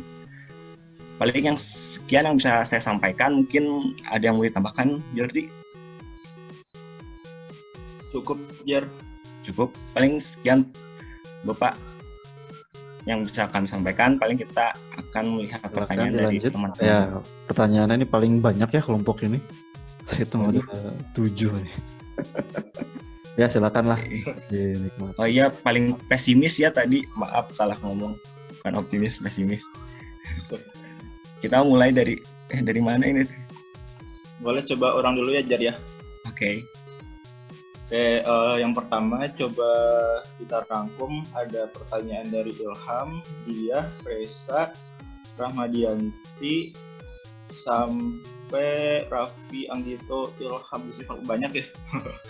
Coba orang bahas satu dulu ya, Jar ya. Ntar kalau ada kurang lebihnya ditambahin Fajar atau koreksi sama Pak Il. Untuk yang pertama, pertanyaan dari Ilham Bulan Menzaki adalah, punten izin bertanya, apakah ada keadaan atau parameter tertentu sebagai alasan untuk kita dapat memilih metode mana yang lebih cocok atau lebih baik agar hasil daya dukung lebih optimal dalam keadaan tersebut? Terima kasih. Paling untuk jawabannya berdasarkan apa yang telah kami laporkan dan telah kami lakukan, yaitu kami menggunakan metode Meyerhof dan Terzaghi. Pada dasarnya perbedaan penentuan daya dukung tanahnya adalah pada kalau Meyerhof itu menggunakan faktor yang 3 tadi, ada faktor bentuk, kedalaman, dan inklinasi. Nah, berdasarkan hasil laporan yang telah kami susun, adanya variabel yang ditambahkan oleh Meyerhof ini menyebabkan daya dukung tanah yang lebih, mungkin dapat dikatakan lebih detail, lebih rinci, dan berimplikasi pada daya dukung tanah yang lebih kecil. Nah, alasannya kenapa kami menggunakan metode Meyerhof bukan Terzaghi, karena kami menggunakan prinsip pesimistis, atau mungkin ada juga yang bilang prinsip cari aman. Kami menggunakan nilai yang dihasilkan metode yang lebih kecil, yaitu metode Meyerhof. Seperti itu. Apa ada tambahan, Jar? Iya sih, cukup. Paling segitu. Ya. Terus dari Pak Irul ada tambahan nggak, Pak? Iya, boleh. Silakan lanjut saja, dijawab dulu. Nanti yang rekap pertanyaannya ya dikirimkan ke saya. Oke, baik Pak. Oke, Pak. Terus pertanyaan dari Diah Sarah Solehati, NPM 63. Izin bertanya, adakah faktor-faktor pertimbangan lain yang dipertimbangkan untuk menentukan rekomendasi bangunan selain dari bahan bangunan itu sendiri atau batu bata untuk tembok? Mungkin, ini saya coba jawab. Mungkin kalau menurut saya itu, kalau untuk metode Meyerhof kan ada faktor bentuk, kedalaman, dan kemiringan. Nah, paling itu masuknya nanti ke si beban. Kalau kayak tadi yang kayak peneliti ini oleh Sarah nih, dia ngitung pondasinya bebannya 168,96. Nah, kalau misalnya pakai batu bata dan tembok atau apa itu kira-kira berubah nggak bebannya berapa, sehingga nanti kita bisa nentuin pondasi itu sendiri gitu. Mungkin ada yang bisa ditambahin, Jar? Bingung soalnya pertanyaannya. Gimana, Jar? Yang dipertimbangkan untuk menentukan rekomendasi. Sebenarnya itu juga menjadi pertanyaan bagi kita ya, Jar ya. Apakah di luar yang literatur oleh Sarah 2012 itu ada pertimbangan yang lain, seperti apakah setelah konstruksinya selesai dibangun, apakah ketika ada tambahan beban seperti mobil dan lain-lain, apakah harusnya dipertimbangkan atau tidak? Sebenarnya itu juga masih menjadi PR untuk kami pelajari lebih lanjut. Apakah ada rentang yang harus dilebihkan dari si daya dukungnya? Mungkin untuk yang itu kami belum bisa menjawab. Dian ya? Dia. Seperti itu. Dia. Seperti itu dia. Mohon maaf ya dia. Kita juga masih bingung soalnya, makanya kita ngambil dari riset yang sebelumnya gitu. Betul. Lanjut, Jar. Kalau masih baca pertanyaannya pada panjang. Ini coba kita ke Reza ya. Reza NPM nomor 64. Punten, saya Reza Vandania, izin bertanya kepada kelompok 5 ya. untuk tinjauan lebar fondasi apakah dapat ditentukan oleh perhitungan Mayer-Hoff, di mana pada perhitungan tersebut terdapat variabel perhitungan B, 2E, apakah nilai B atau lebar dari fondasi harus lebih besar dari 2E agar nilai tidak minus B, 2E yang mana ya? Punten Jar. B2E. Ya. Jadi ini rumus dari si Mayer-Hoff itu sendiri itu terdapat faktor di setengah kali B aksen. Nah, di mana B aksen itu tuh merupakan si lebar dikurangi 2 kali E. Terus jadi menurut Fajar, apakah dari rumus faktor si Mayer-Hoff sendiri ini dapat memperkecil asumsi, kan dari tadi kita berasumsi nih lebar si fondasi itu sekian. Tapi apakah dari rumus tersebut dari B sama dengan B aksen sama dengan B minus 2E. Jadi apakah si lebar fondasi itu dapat ditentukan atau diperkecil asumsinya dari B yang awal menjadi dari faktor pemecahan dari faktor tersebut, jadi B min 2E berarti sama dengan si lebarnya apakah bisa intinya tuh si B-nya apakah dapat memperkecil asumsi dari yang awal, kan dari tadi gimana ya, paham nggak Jar? Enggak Resa. Ya, yang apaan Res? Nah ya.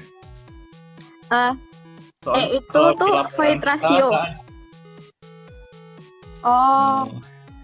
Jadi kemarin aku dapat dari sumber kalau rumusnya itu kan setengah kali B aksen kan.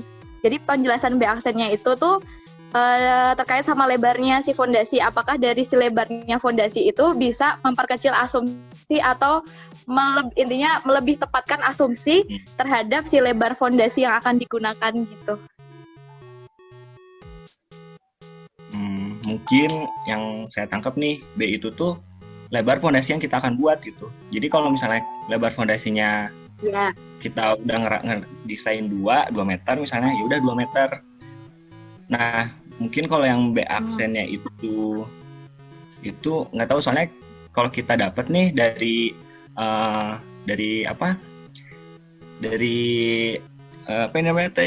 rumusnya kita dapat dari PPT Teknik Sipil mana Jor?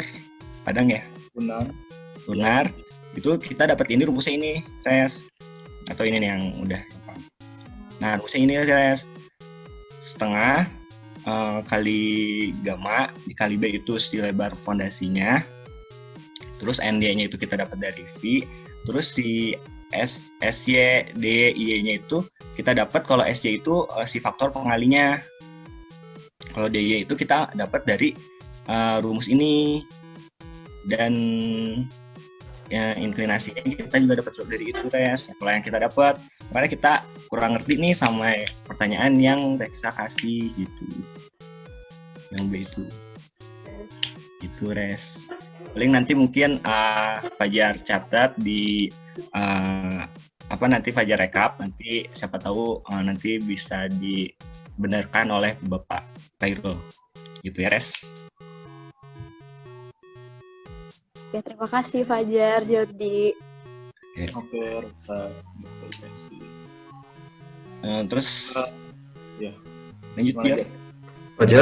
Fajar. Ya Pak. Untuk waktunya sudah habis ya. Nanti untuk pertanyaannya silakan dijawab di kolom chat ya, dan juga direkap ya. Oke, siap Pak. Sekarang untuk ke kelompok selanjutnya ya, karena waktu sudah mau habis. Kelompok 6.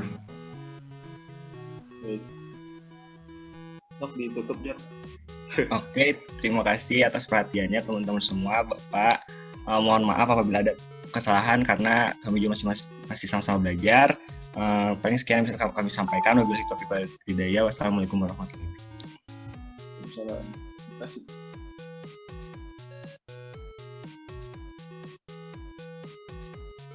Akan dilanjut kelompok 6.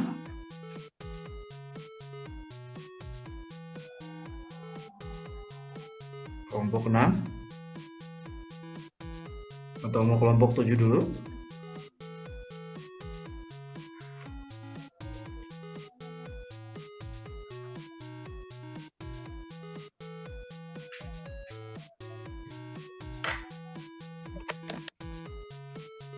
kelompok 6 atas nama kelompok 6. Oke, kalau belum coba kelompok 7 dulu sambil menunggu kelompok 6. Silakan kelompok 7.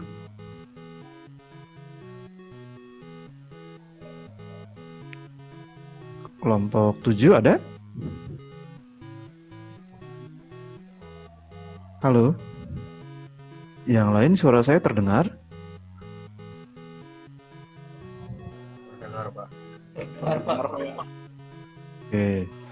Silakan kelompok 7 atau 6 yang lebih lebih siap presentasi.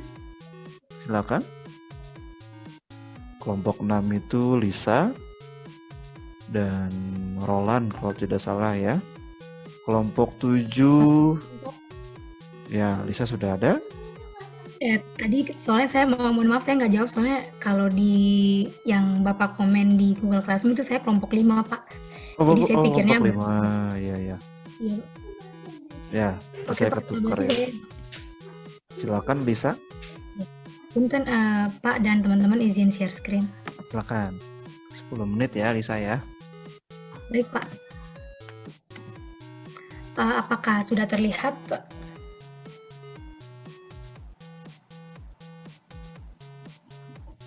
Belum ya. Punten apakah sudah terlihat?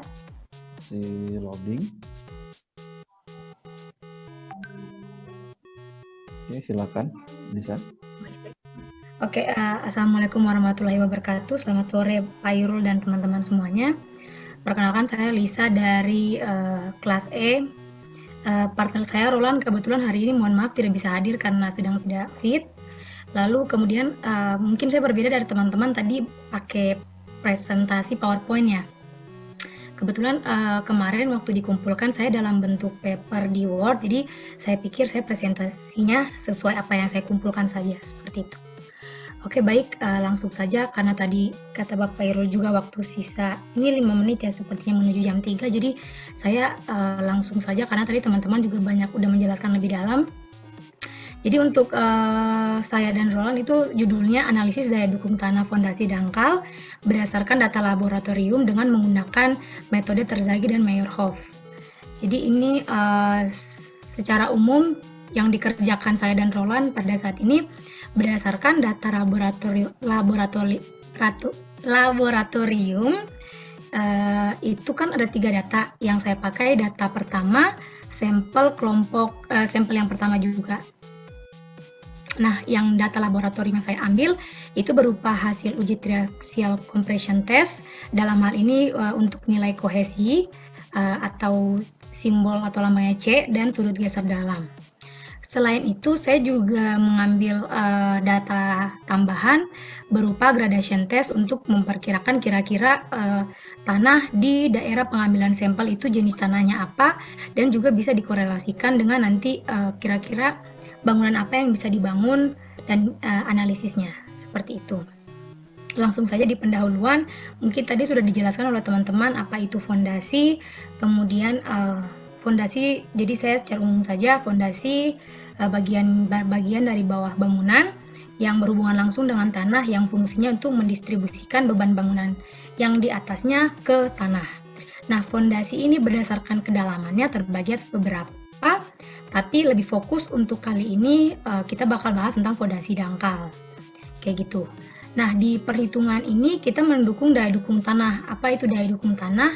Jadi daya dukung tanah itu digunakan dalam perencanaan fondasi. Kira-kira sesuai bentuk fondasi, daya dukung tanahnya itu seberapa untuk kita rencanakan fondasinya apa, seperti itu.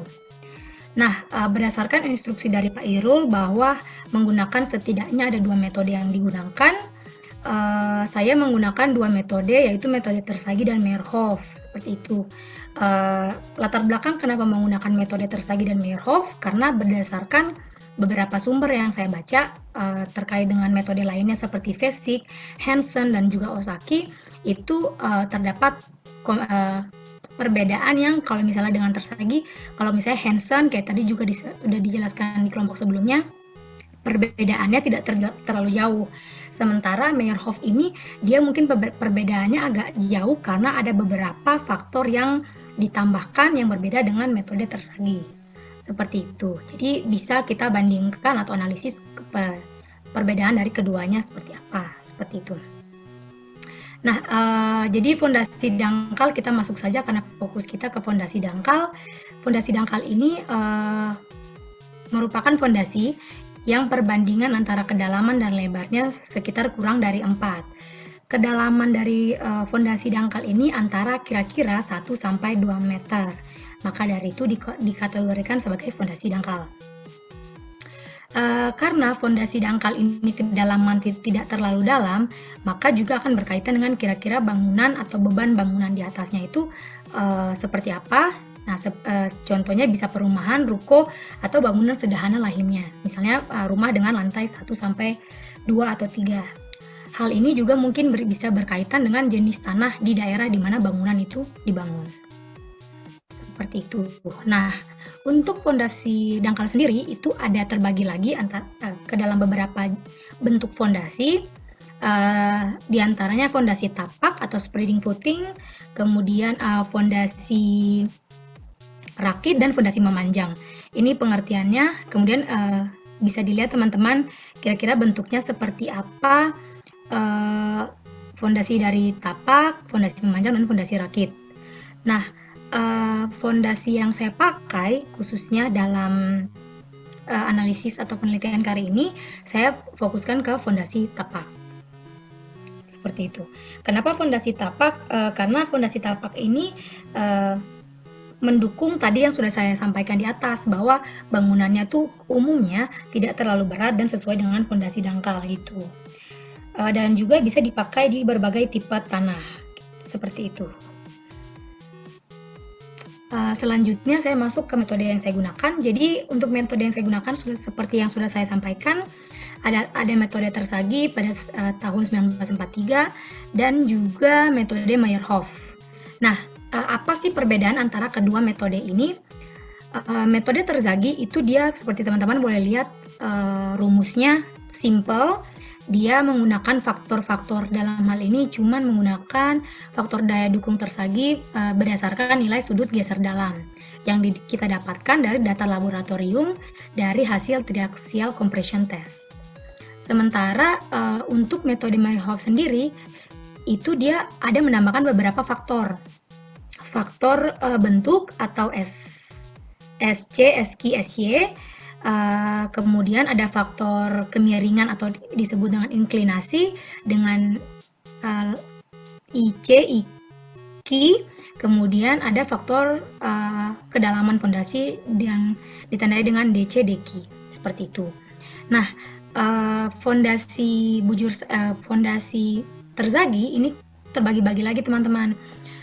Secara umum fondasi Terzaghi ini umumnya dia pakai secara menerus yang rumus umumnya, kemudian berdasarkan bentuknya lagi ada bujur sangkar sama lingkaran, ditambahkan lagi rumusnya seperti ini, teman-teman bisa lihat. Nah, untuk metode Meyerhof mungkin berbeda, tidak menggunakan kira-kira bentuknya bujur sangkar atau lingkaran dan sebagainya, karena yang diperhatikan di sini adalah letak dari si bebannya, atau apakah dia diletakkan miring atau secara vertikal, seperti itu. Ini untuk beban vertikal dan beban miring, ada dua rumusnya, seperti itu. Nah, lanjut ke metode penelitiannya. Jadi berdasarkan hasil uji laboratorium di alur penelitian ini teman-teman, kan ada hasil uji triaxial compression test, menghasilkan seperti sudah saya sampaikan sudut geser dalam dan juga serta nilai kohesi, dan juga dibantu dengan gradation test untuk lebih detail kira-kira jenis tanah yang ada pada daerah yang kemungkinan akan dibangun bangunan ini, apa jenis tanahnya, seperti itu. Nah, berdasarkan data tadi, data laboratorium, itu kita kemudian melakukan perhitungan kedua metode tadi, dan kira-kira hasil dari kedua metode tadi apa yang berbeda, apakah berbedanya jauh, kemudian untuk analisisnya lebih baik mana, untuk daya dukung tanah fondasi dangkal ini lebih bagus pakai metode yang mana, dan kira-kira berdasarkan kedua metode tadi ada bangunan apa yang bisa dibangun pada daerah yang dimaksud. Seperti itu. Ini ada bagan alir analisisnya. Oke. Nah, untuk model fondasi yang saya tetapkan sendiri bersama dengan partner saya, itu kedalaman 1,95 meter. Mengapa demikian? Karena kita sesuaikan dengan kedalaman pengambilan sampel. Kemudian, desain fondasi yang digunakan adalah fondasi tapak dengan bentuk bujur sangkat atau segi 4. Lebar fondasi atau B kita gunakan 2 meter. Mengapa demikian? Karena didasarkan pada ketentuan dari pengertian tadi bahwa fondasi dangkal itu B-nya itu kurang dari sama dengan D. Kayak gitu. Tapi untuk pengetahuan teman-teman aja, untuk bentuk model fondasi, diameternya seperti apa, lebar dan kedalamannya, itu ada ketentuannya sendiri, ketentuan SNI nomor 32487 tahun 2002. Seperti itu. Sementara itu tadi untuk Terzaghi, sementara untuk Meyerhof kan tadi seperti sudah saya sampaikan bahwa apakah bebannya diletakkan vertikal atau miring. Untuk kasus kali ini kita asumsikan bahwa terletak secara vertikal, seperti itu. Nah, untuk supaya bisa terbayang kira-kira ini bentuk model fondasinya.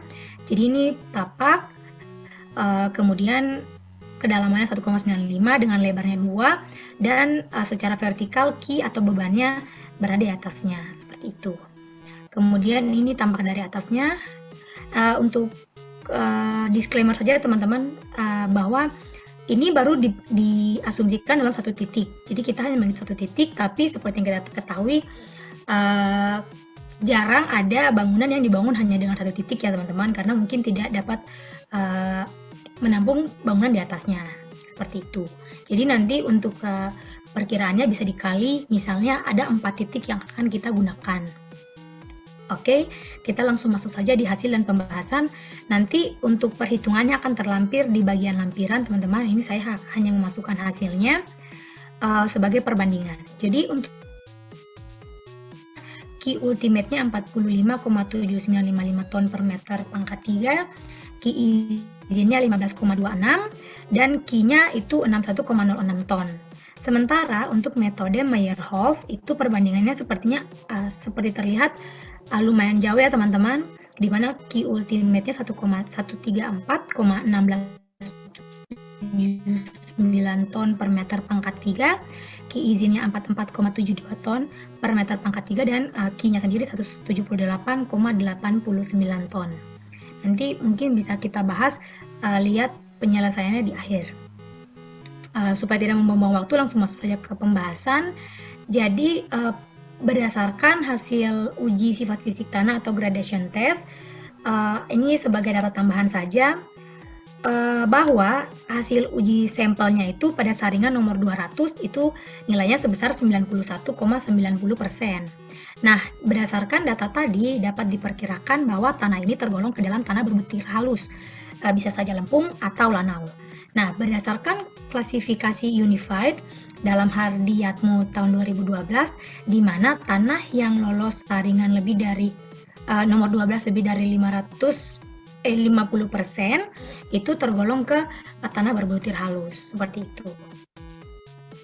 Kemudian klasifikasi lanjutannya, klasifikasi AASTHO dalam Hardiatmo juga tahun 2012, tanah ini tergolong tanah berbutir halus karena penghasil pengujian tanah lolos saringan 200 itu 35% lebih dari. Jadi itu perbandingannya saja, kira-kira berdasarkan dua klasifikasi apakah sama, ternyata sama, masuk ke dalam tanah berbutir halus, seperti itu. Nah, selanjutnya berdasarkan hasil perhitungan dengan data yang sama, kebetulan kenapa saya menggunakan data yang sama, supaya bisa dibandingkan kira-kira dengan metode Terzaghi dan metode Meyerhof, data yang sama apakah akan berbeda hasilnya atau seperti apa.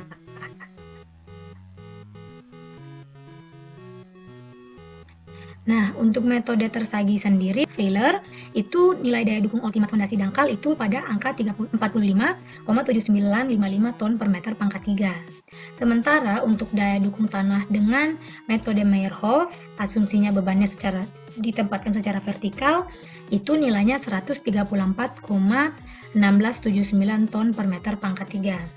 Dari hasil tadi dapat disimpulkan bahwa nilai daya dukung ultimat fondasi dangkal dengan kedua metode ternyata metode tersagi nilainya lebih rendah daripada metode Meyerhof. Hal ini disebabkan oleh adanya di mana metode tersagi hanya mempertimbangkan faktor pengaruh bentuk, sedangkan pada Meyerhof ada beberapa faktor yang ditambahkan. Misalnya faktor bentuk fondasi, faktor inklinasi, kedalaman, dan seterusnya. Nah,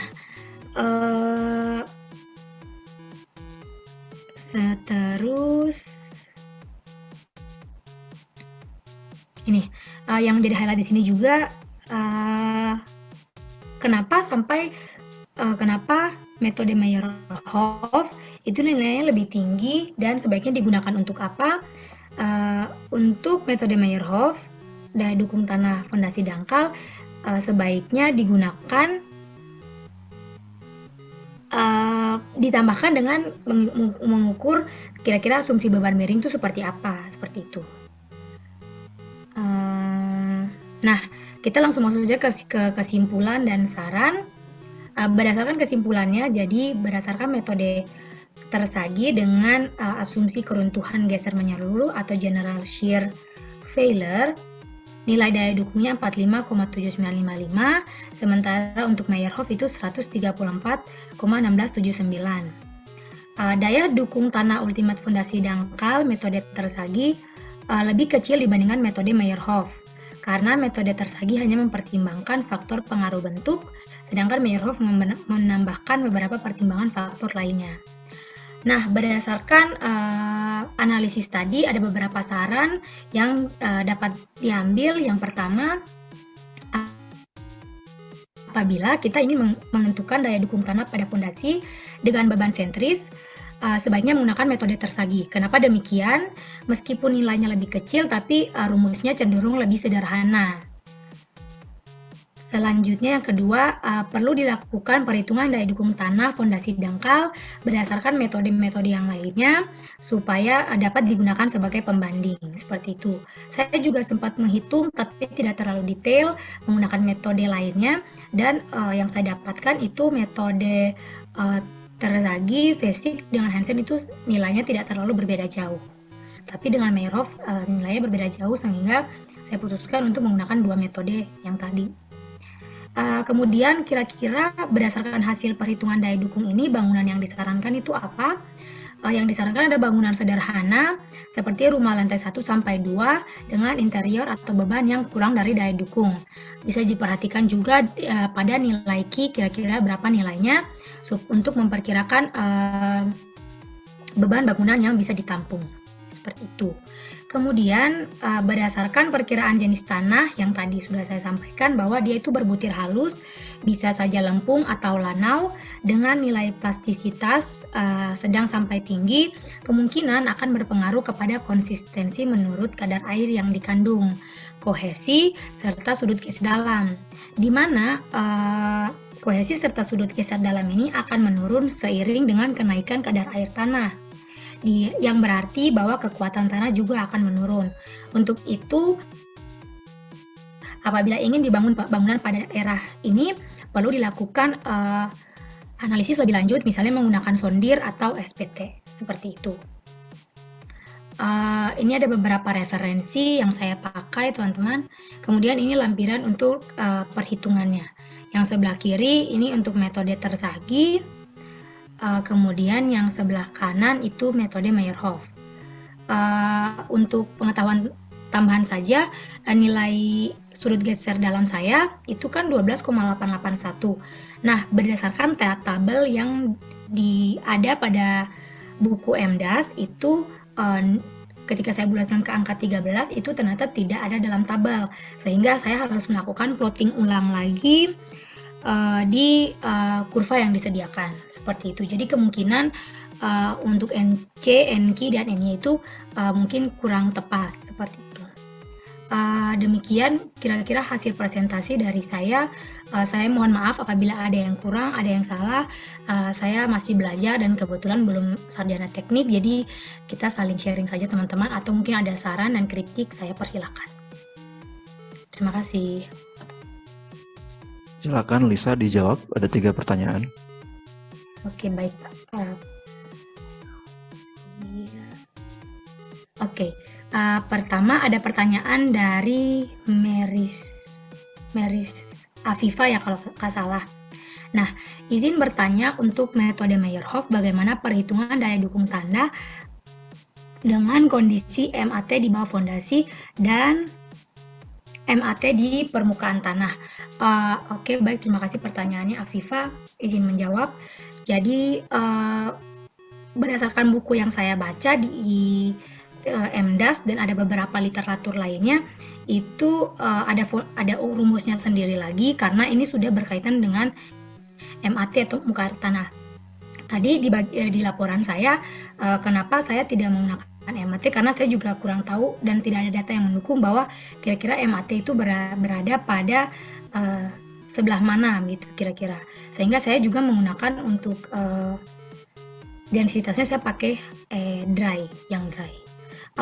Ada beberapa referensi mungkin yang saya bisa sampaikan ke Afifa, nanti saya kirim bukunya saja kalau misalnya mau lihat perhitungan daya dukung tanah yang MAT di bawah fondasi atau di atas permukaan tanah. Semoga menjawab Afifa. Pertanyaan selanjutnya dari Sakia. Punten izin bertanya, apakah atau bagaimanakah hubungan faktor selain beban seperti bencana guncangan pergerakan tanah dapat diperkirakan melalui nilai dari hasil perhitungan daya dukung tanah? Oke, saya akan mencoba menjawab Sakia. Jadi tadi mungkin saya tidak menambahkan faktor lain kayak misalnya kalau nanti ada bencana guncangan dan sebagainya itu seperti apa. Tapi semoga bisa agak sedikit menjawab di bagian saya menggunakan general shear failure. Jadi kira-kira kalau nanti ada penurunan fondasi seperti apa penurunannya. Jadi mungkin bisa dikaitkan dari itu Sakia. Sementara untuk pergerakan tanah dan yang lain-lainnya tadi saya juga sempat jelaskan bahwa di bagian saran itu kan tanah yang diperkirakan pada daerah. Penelitian ini berbutir halus, dalam hal ini bisa clay atau silt. Yang kita ketahui bersama-sama bahwa dia itu kan sangat gampang swelling ya, dan sangat berkaitan dengan keadaan air tanah. Jadi mungkin bisa menjadi pertimbangan itu selain dari daya dukung tanah bisa juga diperkirakan dengan gradation testnya. Jadi tanahnya seperti apa? Seperti itu Sakia. Jadi memang kalau menurut saya perhitungan daya dukung tanah kalau kita perhatikan satu saja dari faktor daya dukung tanah ini mungkin tidak bisa menjawab keseluruhan. Untuk itulah kita butuh beberapa studi-studi tambahan, misalnya di daerah itu apakah ada jenis tanahnya apa, kemudian strukturnya seperti apa, semuanya harus dilakukan penelitian atau studi secara terintegrasi dan bisa mempertimbangkan kira-kira bangunan apa yang bisa dibangun, seperti itu. Semoga menjawab Sakia. Kemudian ada pertanyaan dari Wiwit, punten Liza izin bertanya, dari hasil perhitungan kelompok sebelumnya itu hasil QU dan QA1-nya M-2 bukan M-3. Apakah ada kesalahan perhitungan atau hanya kesalahan penulisan ya? Terima kasih. Iya terima kasih Wiwit sudah detail memperhatikan. Ini sepertinya sebentar saya cek dulu perhitungan saya. Sepertinya saya salah. Sebentar.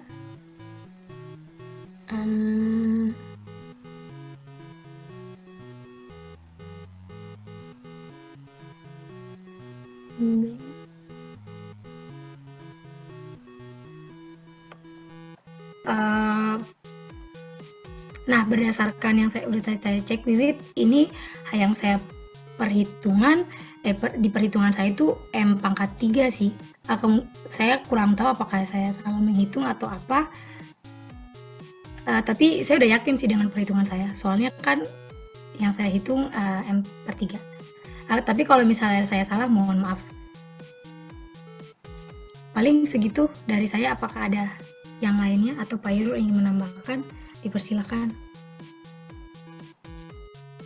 Ya, Lisa salah satuan ya. Harusnya M pangkat 2.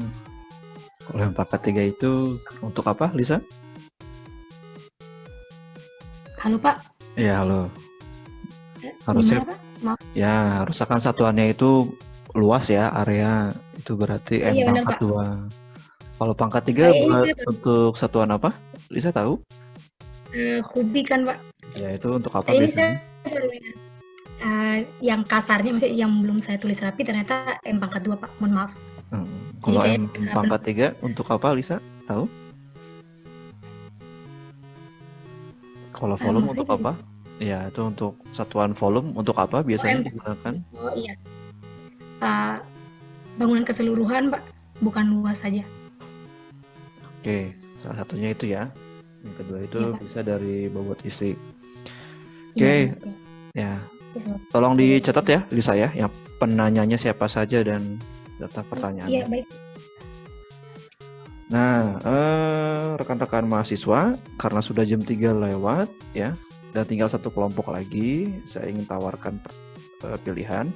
Mau dilanjut ke kelompok 7 atau gimana kalian?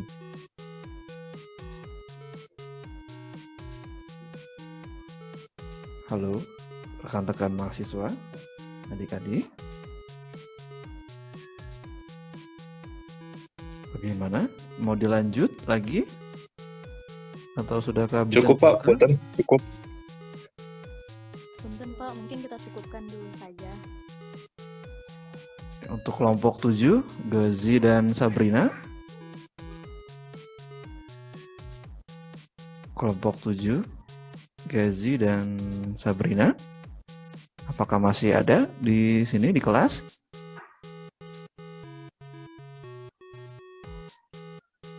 Halo?